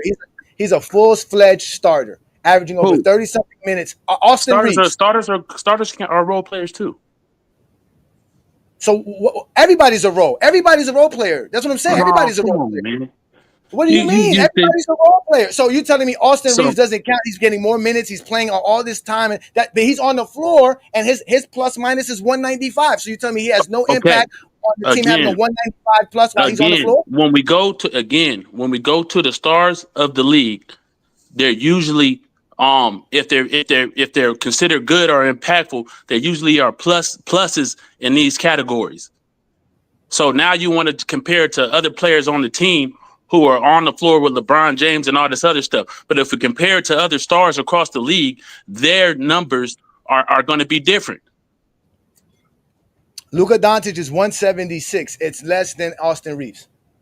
What's that? Anthony Davis is 21. If you compare it to other stars, okay. Yes. What's your Luka point? Luka, that's what I'm saying. My point is that the stat doesn't separate it by stars. They separate it by what you did on the floor and how many points were scored compared to how many points the other team scored while you were on the floor. So for the entire season, if we compare it to the other players on the second team or on the first team, what are those numbers going to look like? Sir, can you answer that question? I did separate that. I'm not talking about second team players. I'm talking about first team. I'm talking about starters, guys who get over 35 minutes a game, 30-something minutes a game. Second team, all NBA players. The second all NBA, again, if we want to go to it as this that simple. All NBA team, the first team. I just asked you a simple question. I'm going to answer the question for you. All NBA first team. Giannis plus 334. Shea plus 918. Joker plus 594. Tatum plus 534. Spider plus 522. And Ant-Man plus 291. Braun negative 54. Steph plus 299 plus 546 for Mobley. Brunson is 146 plus. Cade Cunningham is 175 plus. Cat Williams is 378 plus. Tyrese Maxey is plus. Tyrese Halliburton is plus 222. Jalen. Who's the guy? Jalen Williams is 456 plus. Harden is 344 plus. Correct. Okay. If you go to those, like a player like Tyrese, I'm not saying all the players. If you go to a player like Tyrese Halliburton, is his VORT better? Is his box plus minus better? Is his win shares better? Is his PER? I don't know if LeBron had a decent PER this year. That's one category. Are they going by that? Are they the people who? My question to you. No, my question. The question to you. Are the people who voting for this going off of this? That's my point. Well, you guys are bringing up stuff. I'm not worried about just okay. Nobody. You can say that, okay, but no. But when you talk about let's say Kobe Bryant making an all defensive team when he has a negative he's down on the list in defensive win shares. He's down on the list on all these metrics. So we can just say, oh, they weren't going by that. That's what we can say. No, we're going to say he didn't deserve it. No, we never said Kobe don't deserve all defensive teams based off of box plus minus and none of that. That's what we're trying to explain to y'all. Okay, so why? So we argue that, but nobody goes off of Kobe's defense. Hold on. We argue that Kobe's defense is overrated, and then when you pull up the stats to prove it, well, his defense is not overrated. They're not going by that. Come on, bro. You just can't say they're not going by that when the other players in those categories dominate in those categories.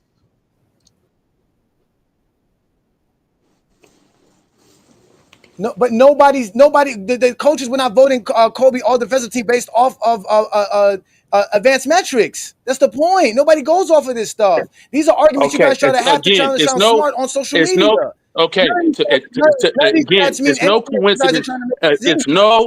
It's no coincidence that when Kobe made an all defensive team in 2006, that all the other players are tops in these categories, and when people make an argument that he doesn't deserve it, that's what they go by. They go by the numbers. When you talk about why LeBron James is great over Kobe Bryant, you go to these numbers.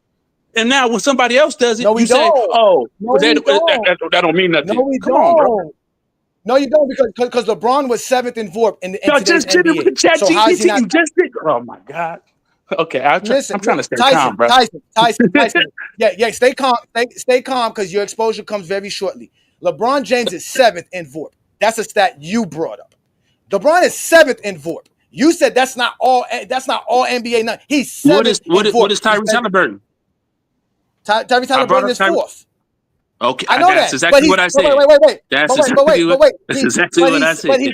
But LeBron is 7th. So That's that means if exactly you what I want to get said. that, I didn't say he so wasn't if, 7th. Did I say he wasn't 7th? but you said that you used the because remember we're talking plus minus. We're talking plus minus. I told you plus minus does not dictate how good you play on the basketball court or not. It does not.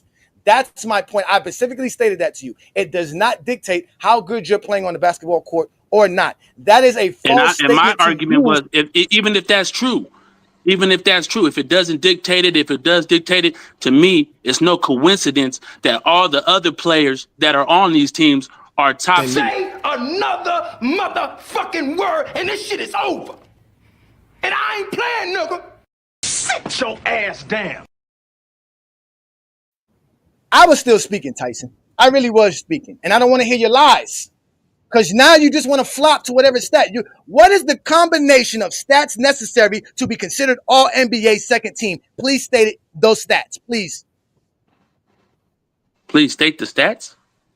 Please state the stats that help us understand why you are an all NBA second team player. Again, I don't have no again, a clear. You never said it the first time. You never said it the first time. I don't Answer have the question. a clear. What stats?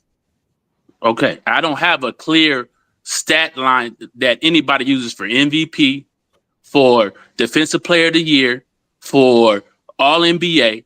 What I do know is that when we look at MVPs, usually in most cases, these guys are leaders in VORP, leaders in box plus minus, are among the top 2-3 in plus minus, along with winning goes into it sometimes. You know what I'm saying? But if we look at Russell Westbrook when he won, he was tops in all these categories. When we look at LeBron James when he won, he was tops in all these categories. When we look at Dirk Nowitzki, he was tops in all these categories. When we look at whoever else you want to say, and there's a few exceptions, don't get me wrong. But when we look at Jokic, when we look at Giannis, when we look at Kevin Durant, these guys are all tops in these categories. So by that logic, I would say these are clear indicators on who your MVP was. I didn't say I had a clear list of who is, what these voters are going by, but it's no coincidence, again, that these players are usually top 1, 2, 3 in all of these categories. Again, you just said these categories. If I'm correct, I know my English grammar. These means plural. You only stated VORP. Yes. What are these categories? I said VORP. I said box plus minus. I said win shares. I said PER. Hey, are we talking about the all NBA team, right? Is that what we're talking about? What's that? Yeah, that's what we're talking about. All NBA. Yeah, hold on, wait, no, let's go again. So the all NBA I just team. brought up MVP. Listen to the art. Okay.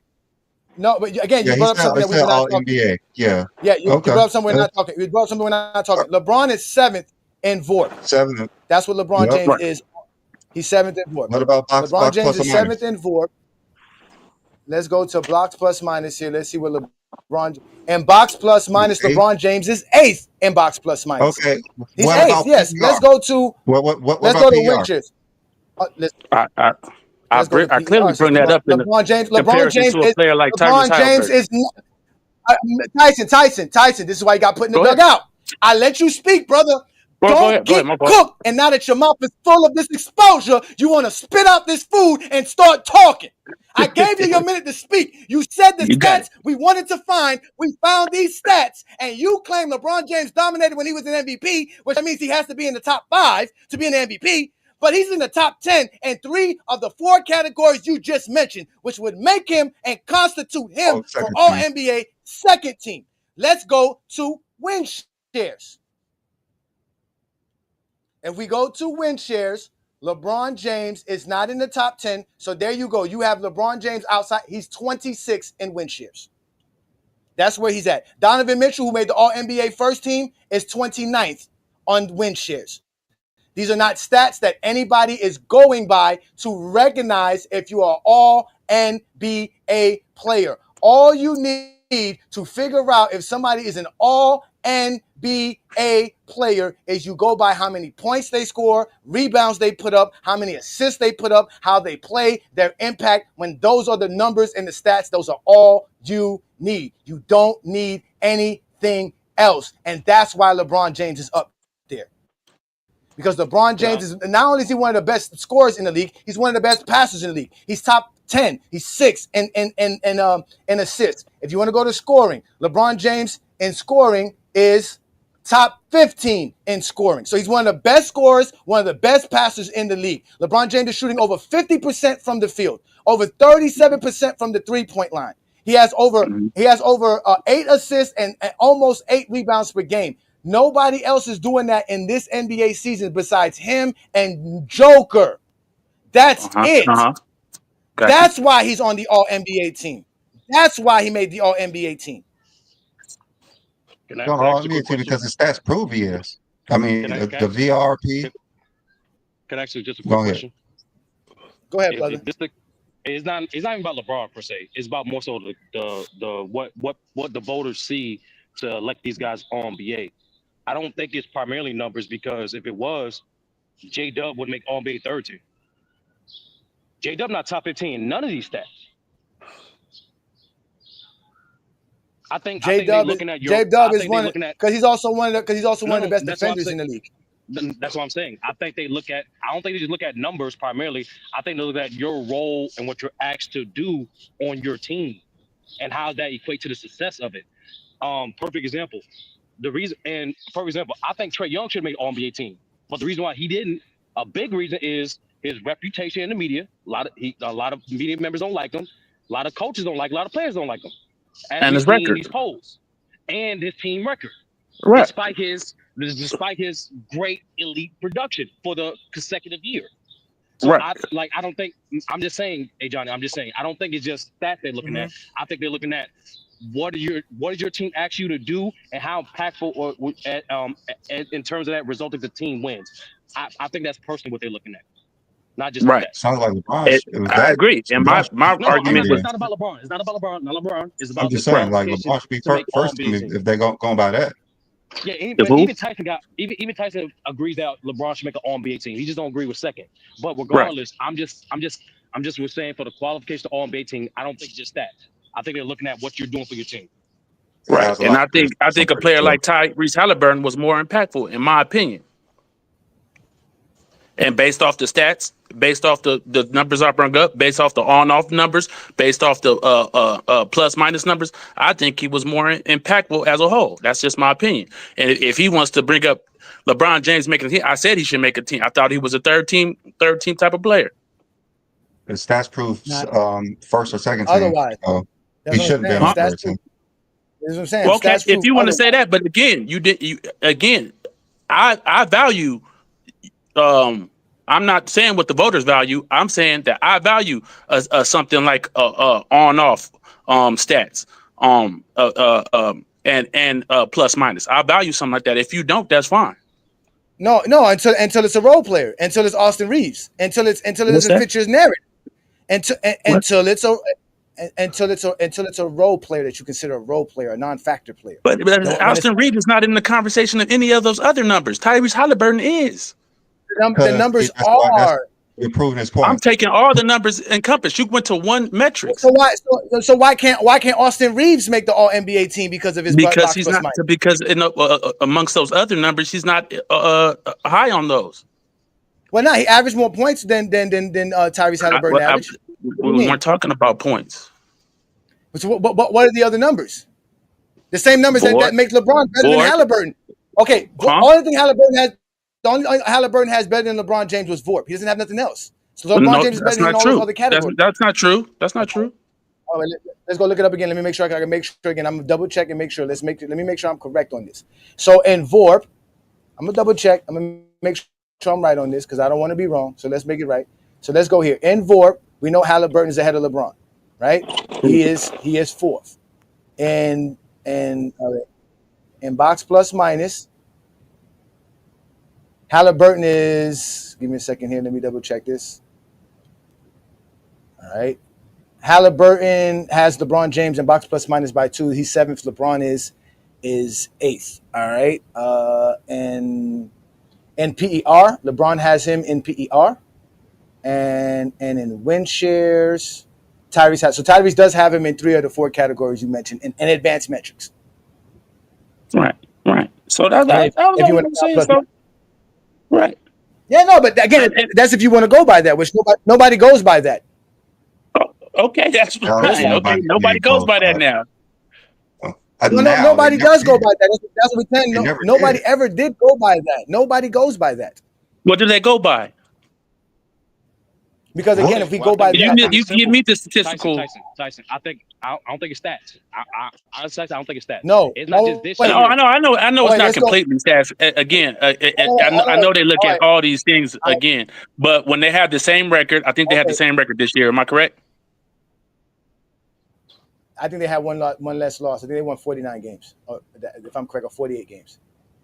I Okay, don't know. so they're very Let me similar go. record. Okay, so Tyrese Halliburton is 4th on VORP, right? LeBron is 7th, so that would constitute him at least being on the second team alongside him. Jason Tatum is 6th. They got him on the first team. The only guys that's on the first team here is Joker, SGA, and Giannis that are in the top 5. So outside of that, Jason Tatum is in the. And then let's go to box plus minus. So we said box plus minus. He was 7th. LeBron is 8th, right? Victor Wembanyama doesn't count because he didn't play enough games. Right. Luka Doncic doesn't count because he didn't play enough games. So in reality, LeBron James is actually 6th because they played the same amount of games, enough games to be shown. So that right there. So that means LeBron James should be second team right there, alone right there. But let's see who else they snubbed to bring it. Because you blaming LeBron as if LeBron should be. Stephen Curry said because we haven't heard. Gonna be on it anyway.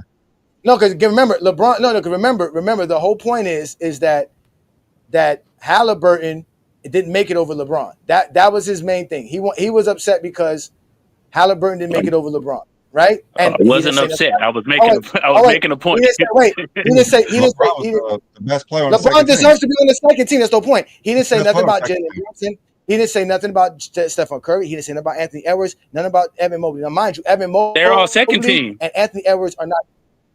I know that, and none of those guys have better numbers than Halliburton. And they don't have better numbers than LeBron.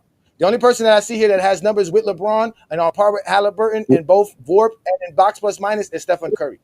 After we don't have none. Okay, now we go to PER. If we go to PER, right? If we go to PER, LeBron James is ahead of everybody. What was Evan Mobley in the depoy race? No, he won it. He was the defensive He won the player. depoy. What are we doing? So now that's what I'm saying. So now we adding defense to this. Now that's what we're doing. Again, I was specifically. So now we bringing other stuff into. I was specifically talking about LeBron. Now you bringing other players into it. And if you want me to argue their cases, if you want me to argue the case for Mobley, I will argue a case for Mobley. It's not going to be the same for Halliburton. It's going to be different. That's the point. You're going to change it for Halliburton and Mobley. You're going to have a different argument for Mobley than Halliburton. My comparison. Hold on. So what are you going to use? What are you going to use to say Evan Mobley? What are you going to use to say Evan Mobley is an All NBA second team player? I don't think LeBron James or Tyrese Halliburton have a strong case on the defensive end for anything. So if I'm bringing up, I was comparing those specific players. So if we're talking about a player in the depoy conversation, then I would make that case. Neither one of these players were on any type of defensive radar this year. Tyson, so you just I wasn't bringing up defense. Prove our point. That shit that you were bringing up about Tyrese Halliburton means nothing because all you got to be is defensive player of the year, and all those stats mean nothing. That's not what I said though. That is exactly what you just said. Evan Mobley is not nowhere in top in VORP, PER, any of those numbers to be a better than Halliburton. But because he's defensive player of the year, you say he's better. What are you yelling for? Because you're a liar. Because you're a liar. How am I a liar? He's a okay. Do I give a fuck? No, not one. How many fucks do I give? 0. Exactly. So therefore your comment is irrelevant. Man, sit your dumb ass down. This is why you guys get exposed. You just sat here and argued with us for the past half an hour about how all of these stats matter and when we're grading and judging a player's impact. Once there is a player who you feel should be in the top 10 in the all NBA team, you no longer want to use those same metrics. That is our whole point here in GOAT James Kingdom. We don't flip-flop when something is used. When it comes to LeBron, you want to apply special standards. You can't do that, Tyson. You're trying to change the argument. The argument is you feel LeBron James should not be second team over Halliburton, predicated on box plus minus, VORP, and win shares. Those same numbers have him. And if we want to go to the actual, let me make sure I get this correct because I don't want to make sure I'm wrong. So Evan Mobley does have a better plus minus than Tyrese Halliburton. So he has a better plus minus than Tyrese Halliburton. And he has Defensive Player of the Year. Because of that, you want to say it's okay for him to be over Tyrese Halliburton on the second team. You guys, that's why you guys get cooked, because you guys don't stick to the argument and this whole situation. You make us argue a bunch of stuff that you stated. You just proved yourself wrong when you just said Evan Mobley can be better than Tyrese Halliburton, although none of the metrics you've been arguing about for Halliburton for the last 30 minutes no longer applies. That's why you guys get cooked. And I can't wait to watch Dookie's thing, because I know he's going to do the same shit you're doing right now. You guys cannot come on GOAT James Kingdom and think that you're going to wiggle your way out of shit, stand 10 toes down, speak the truth, not some bullshit. We are speaking the truth here in GOAT James Kingdom. As you can see, the more you fuck around, the more you're going to find out. And also, if you stay down here and you never fuck around, you'll never find out. You got knocked the fuck out, bitch! Yeah. That was horrible. That was horrible. If you don't understand the difference between a defensive player making an all-defensive team on his based off his defensive prowess, when the guys that I'm talking about are not defenders, are not considered top defenders in the league, then if you don't understand that difference, then that's on you, brother. We're not talking all defensive team. We're talking all NBA team. I'm talking all NBA team, and the reason why Mobley made it is because of his defensive prowess. If it was based off his offense and what he brings to that table, then he wouldn't make it. So his offensive prowess has nothing to do with him being all NBA team. You're telling me he made the all NBA second team? I didn't say it had nothing to do with it. Okay, I didn't say it had nothing to do with it. I'm saying I feel a decoy. I feel a decoy, in my opinion, and I'm not a voter, obviously. I feel a decoy should automatically make an NBA team. If you're that valuable as a defender, you should automatically make a defensive team. No all defensive team on the first team. Only one all defensive player on the second team. Only one all defensive player on the third team. So obviously making the defensive team. Jason Tatum is not a very good defender. Jalen Williams is not a very good defender. LeBron's a good defender. What? LeBron's a good defender. Okay. You saying LeBron is better? He's better defender than J-Dub? Who said he was better? Jason asking you a question. I didn't say you said he was better. I asked you a question. Okay, so why would you ask that? Jason Tatum didn't make the all defensive team. That's what we're talking about. Making the all defensive team. There's only two guys on all the all NBA teams that made the all defensive team. I didn't ask who made the all defensive team. Again, so why are you using it for Mobley? I said is Jason Tatum a far better defender than Tyrese Halliburton or LeBron James in the regular season? I did think LeBron. I think that LeBron played better defense in the playoffs. I really do. I feel he stepped up his defense. I believe LeBron James played better defense than Tyrese Halliburton, so that would make him an all NBA second team player. Is he a better defender? Okay. If is he a better defender than any one of these three guys, any one of these five guys here who made the all defensive team? I mean, all NBA first team? No. But is LeBron James the second best defender here outside of Evan Mobley? Yes. Is LeBron James the best defender here outside of Jalen Williams? He's better defender than Edwards? Yeah, he's a better defender than Anthony Edwards. Yes. Okay. We're not gonna be able to argue that, but okay. I disagree, but okay. I mean, we can just use the numbers that you want to use. You see, again, you like numbers. Like, there's numbers for all of this, sir. Like, there's numbers for everything that we want to talk about. Like, that's the point. Like, there's numbers for all that. Who averages more defensive rebounds? LeBron. Okay. That's my point, bro. Like, these stats should be used universally. They shouldn't just be used whenever you want to use them and not use them. They should be universal. Okay. I wasn't talking about defensive rebounding, but go ahead. That's fine. So that's not a part of defense. That's not a part of defense. You can say that, but it's been players that weren't defensive rebounders that you know what I'm saying, were still great defenders, and we didn't consider their rebounding as a negative for their position and whatnot, those things. When Anthony Edwards is a shooting guard, or you know what I'm saying. So, but that's fine. Go ahead. They were saying it's a negative for Anthony Edwards. It's just not a better defensive rebounder than LeBron James. Okay, that's fine. That's fine. Right. So, okay. So, Right. You so can use LeBron, that. Yo. You can use that. So that means LeBron James can do something Anthony Edwards can't do on defense. That's a part of it. The same way Anthony Edwards could get more steals than LeBron, but we don't say this because he's a guard. That's just because that's what he does better than LeBron. He gets more steals than LeBron. That's what guards do. We don't hold that against Anthony Edwards. We don't say Anthony Edwards shouldn't be considered great because he can steal and LeBron doesn't steal because he's a guard or not. Right? I mean, that's what I'm saying. Like we don't do that. That's what I'm trying. We use all stats across the board, and we use them fairly. We don't change it predicated on what we want to use, what we like. We know the stat that we use, we understand them. So you So you saying you compare point guards to centers and say he's a better rebounder? I say better defender, depending on how good they play defense. So as good as whatever. No, I asked a simple question. Hold on, Let me answer your question. Let me answer your question. If I'm grading you as a shooting guard, I'm grading you as how good you are as a shooting guard compared to how good LeBron James is as a forward. LeBron James is better at his position, defending his position, doing what he does with his position than Anthony Edwards does with his position. Okay, I disagree, but okay. LeBron James could do more defensively than Anthony Edwards as well.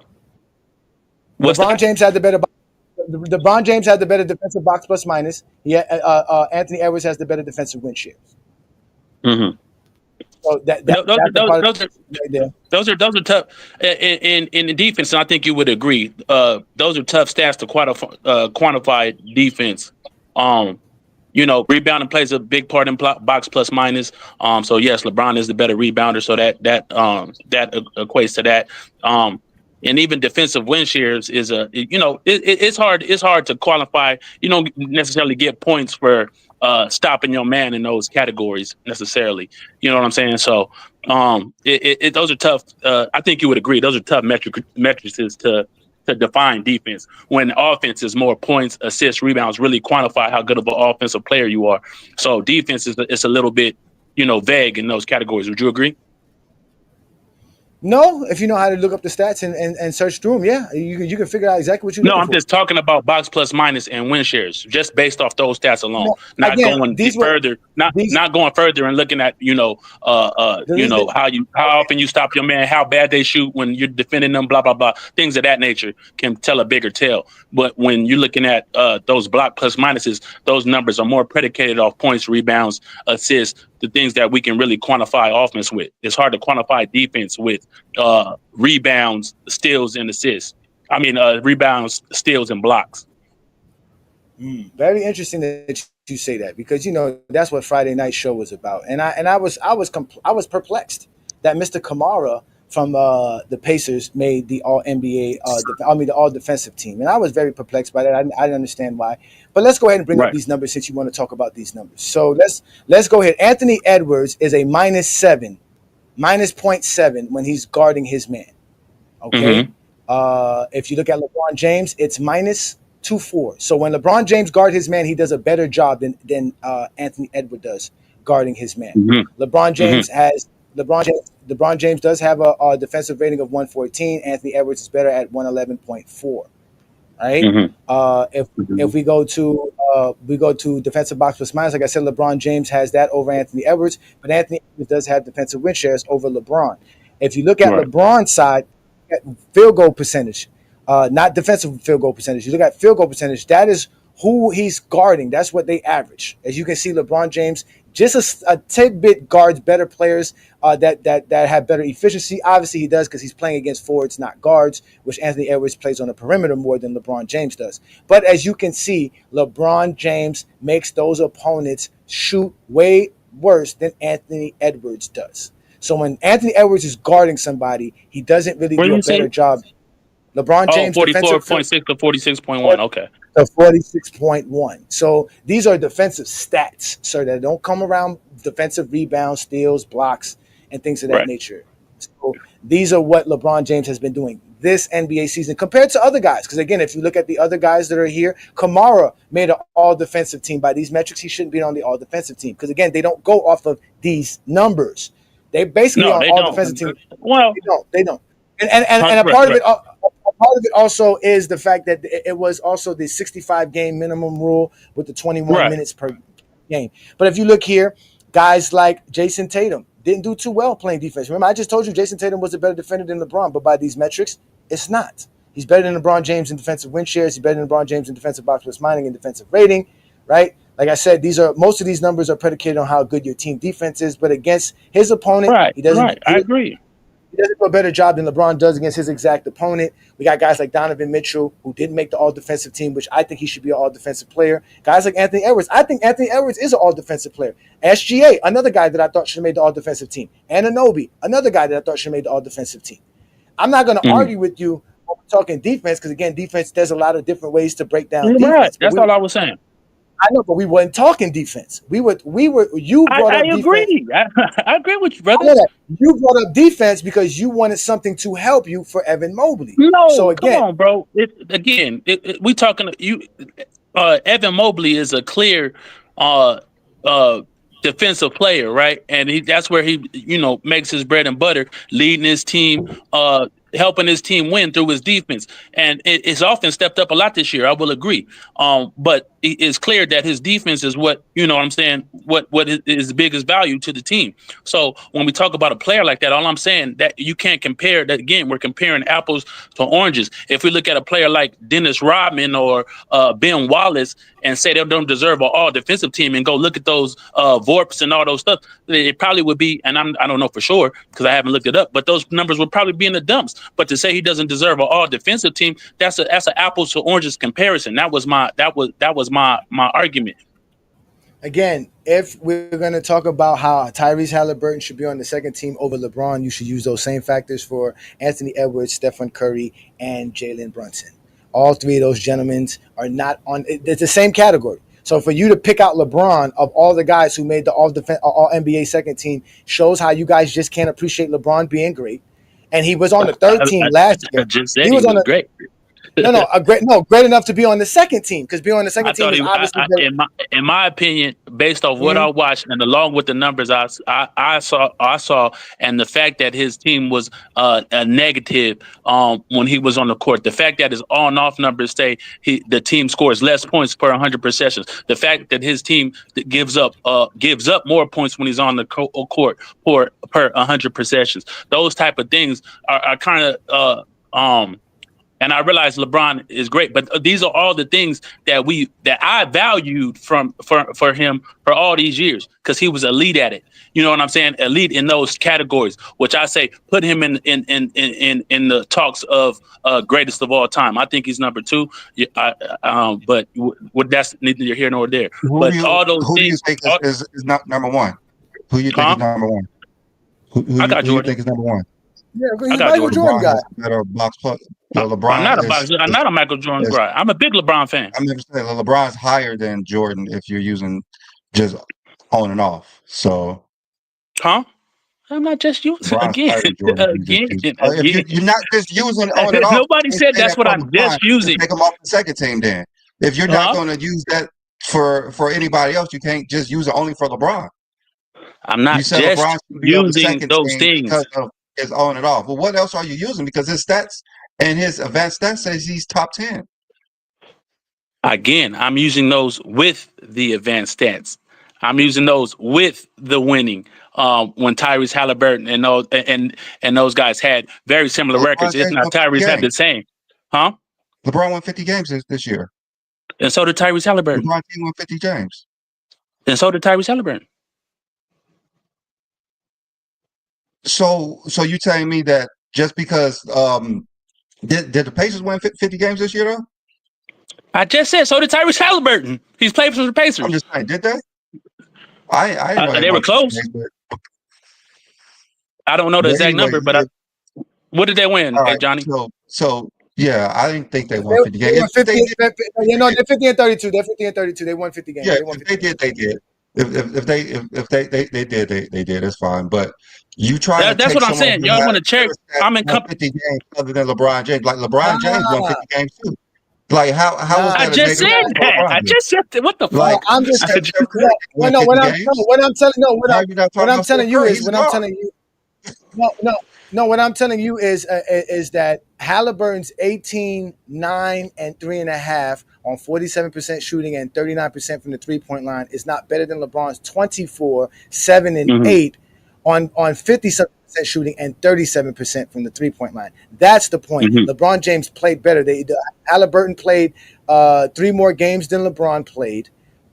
He does. I mean, he only averages 1 more assist than LeBron. So it's not like he's out here just dogging LeBron on the assist factor. So LeBron's outscoring him, still able to produce as far as playmaking wise. LeBron's the better rebounder, the better defender than Halliburton at the end of the day. And he's more impactful towards his team in the biggest sense of what the Lakers were doing this year. Because remember, the Lakers had to switch teams. So the only one person who had to stay on guard and do all of that was LeBron. Tyrese Halliburton started off slow this year and picked it up later on in the season, which I agree with you. I don't have no problem with Halliburton being on the – you could have put him on the second team, just not over LeBron. I mean, there's 2 other players who won less than 50 games on the second team. Why are you not putting Halliburton above him? I'm saying Stephen Curry was in the play-in and was on the second team. Why are you not putting him above them? Why is it just LeBron? That's what we're saying. Why is it just LeBron? I think Halliburton should definitely be above Curry for all NBA team. You're talking about one who's the best player on the second team, Tyson, and you trying to boot him off. No, go ahead, Sturdy. No, I'm saying Tyson, like we seen the Warriors team drowning before they made that trade for Jimmy Butler. Oh, 100%. So like, and we know for a fact, like the main reason why they made it to the playoffs and got out of that hole was because of their defense as a team, and because Jimmy Butler was also making plays for the other role players on the Warriors. So who? What? The other role players on the Warriors. Jimmy was playmaking for those guys. So their defense got better, and their overall passing and assists as a team got better. Yeah, he's a way better player than anything they had. I think Halliburton and I don't think that lessens Steph Curry's value though. No, I'm talking about impact. This particular season, I think there's at least 10 to 11 guys had way more impact than Steph Curry. I'm not gonna say had more impact on their team than Steph Curry this year. I don't necessarily agree with that, but that would be a different conversation, huh? Primarily, I think Steph Curry made it there primarily off reputation. Primarily. I think Steph Curry. Hold on, before we go. Look who popped up in the building. Dookie's in the building. Y'all shout out to Dookie and then. Don't worry, brother. We're gonna go watch your little video you made of me, and let's see what you do. Let's see if you know what you're talking about, because obviously we know you don't know how to talk basketball. Thank you for joining the GOAT James Kingdom show, sir. As you can see, we out here cooking everybody who has Michael Jordan as the GOAT, because they can't talk basketball. They can only talk how they feel, how they understand things, how they go through things. And technically, we really don't care about how you guys feel, think, because at the end of the day, we want to know, what do you know? And a lot of you guys do not know basketball. You just know how to say why Michael Jordan is your GOAT. But we're going to let New World end today's show because we got to get up out of here. So, New World, thank you for joining us late, but you are a GJK member. What do you got for us today before we get up out of here? Please, brother. Salute to you, brothers, man. I just want to know, does LeBron not get credit for getting 50 wins in the West? Because for so many years, everybody was always using that against him about how he was dominating in the East. This nigga kept his team afloat when AD was hurt and then got traded, and then you got an injured Luka. LeBron still keeping them afloat, still keeping them in the top 3 seed in the West. Doing that when you got 5 teams in the West that have won 50 games. Like, come on now. Like, are we really not going to give LeBron credit for doing that? That nigga is arguably, you could say, his production-wise could have been first team All NBA had his team, maintained that second seed and he didn't get hurt. So I don't understand why somebody like Tyrese Halliburton, of all people, love him to death, but why would you try to put this nigga over LeBron for second team All NBA? Because of the playoffs. Because of the playoffs. It's always LeBron. It's always LeBron for some reason. Like, you niggas always, like, there'll be other niggas.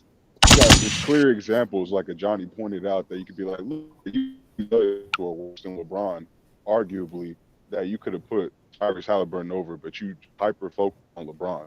Like, to me, like, that's just some kind of conditioning that the media has programmed into you niggas. Like, you niggas don't even understand it. Even LeBron fans don't even realize that they do this.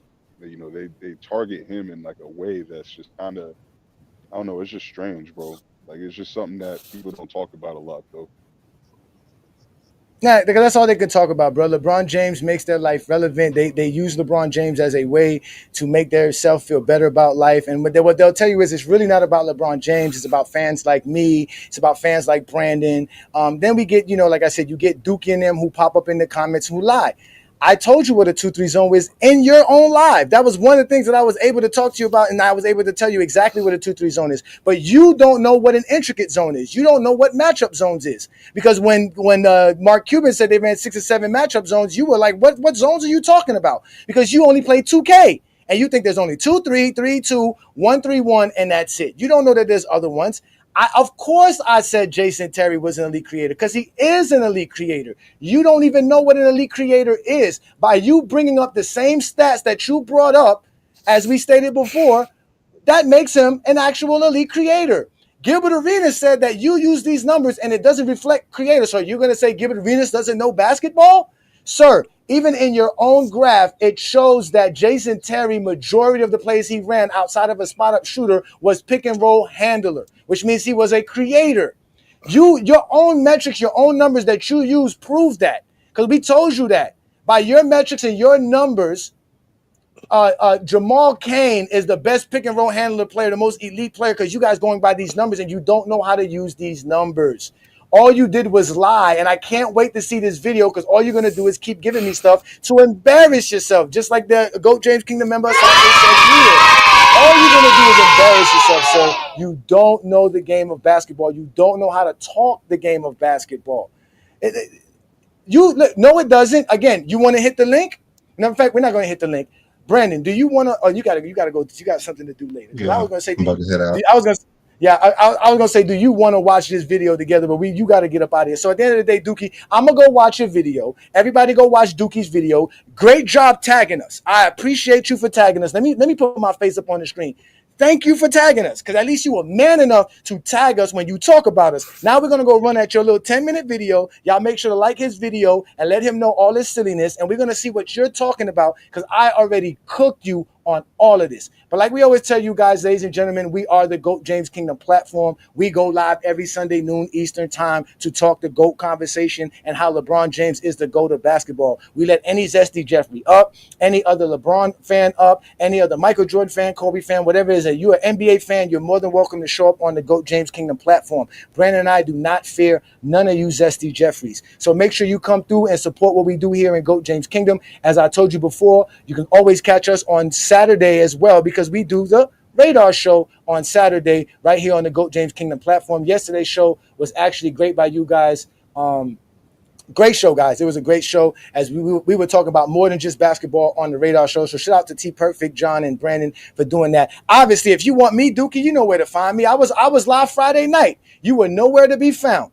Don't act like you be watching basketball games and you know the games, because you don't. But again, you can catch me every Friday night on the Friday Night Exposure with The Exposer. We do this best. Again, I am A. Johnny The Exposer. My partner B. Lee, the sports analyst. We are GOAT James Kingdom. We shut down all Zesty Jeffrey logic. We shut down all LeBron haters, because we are the best at talking the game of basketball. If you want to support what we do, all you got to do is hit that join tab and become a member of the channel. When you become a member of the channel, you'll have different tiers that are available to you. It's only $4.99 to become the lowest tier, which is the Knights of GJK. Support what Brandon and I do by doing that. And Brandon and I can't tell you guys thank you 160 million times for what you guys do for us. And obviously, you know, as GOAT James Kingdom members, we have watch parties. We watch the basketball games. We get along. We have special contests where you can get $100. Axe 30. Sturdy got $100. Predicated off of GOAT James Kingdom running around here saying silly stuff. But then again, today's show, we also gave praise to Score Society Brand and Podcast. Y'all make sure to check out Sean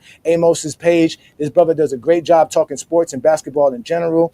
And with that said, ladies and gentlemen, this is GOAT James Kingdom. Before we go as well, we also added another show to our program, which is the Allen Powell Show on GOAT James Kingdom. Every Wednesday night, 9 p.m. Eastern, 8 p.m. Central. You can catch Alan Powell's show right here on GOAT James Kingdom, or you can go right to Alan Powell's channel, subscribe to his channel, hit that ring notification, and let them know when you, so that you can know when they actually going live and doing big things. But like we always told you here in GOAT James Kingdom, we don't run from none of you zesty Jeffries. We continue to show you what's up, and if you show up on this panel, you know what's going to happen to you. As you can see, the more you fuck around, the more you're going to find out. And also, if you stay down here and you never fuck around, you'll never find out. You got knocked the fuck out, bitch! Yeah!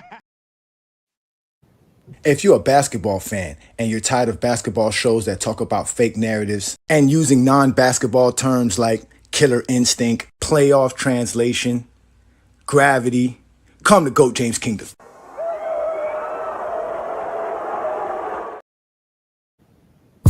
Welcome to GOAT James Kingdom, where basketball lives forever.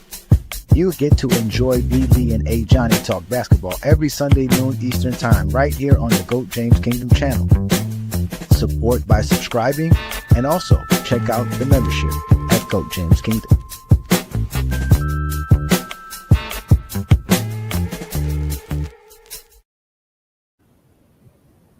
Cupcake, you talking that goofy NBA. shit. We talking Bron, nigga. 66,000 minutes, nigga. Respect, Lord. Nigga 38 doing it. Fuck is you talking about? Those guys aren't greater than Bron. Niggas cupcakes when they come to Bron. I'm talking about I'm saying cupcakes. top 5 today. Nigga, I'm talking about today. We're not talking about body of work. Fuck is you talking about then? Cupcake? Fuck you talking about? Motherfucking B had 15 points in a game 7. Al Horford. Wanna hear that shit? Get the fuck out of here. Bron, nigga. I ain't putting none of them niggas in front of Bron. Nah, I'm calling it a spade a spade. This is straight spades. Spade. Fuck is you talking about? Trash. Trash. LeBron Ramon James Sr., born December 30th, 1984 at approximately 4:04 p.m. Eastern Standard Time, the greatest human being blessed among us mere mortals? 4 rings, 4 MVPs, the league scoring record, and he got more records than MJ and Kobe combined. Loving husband and devoted father of 3.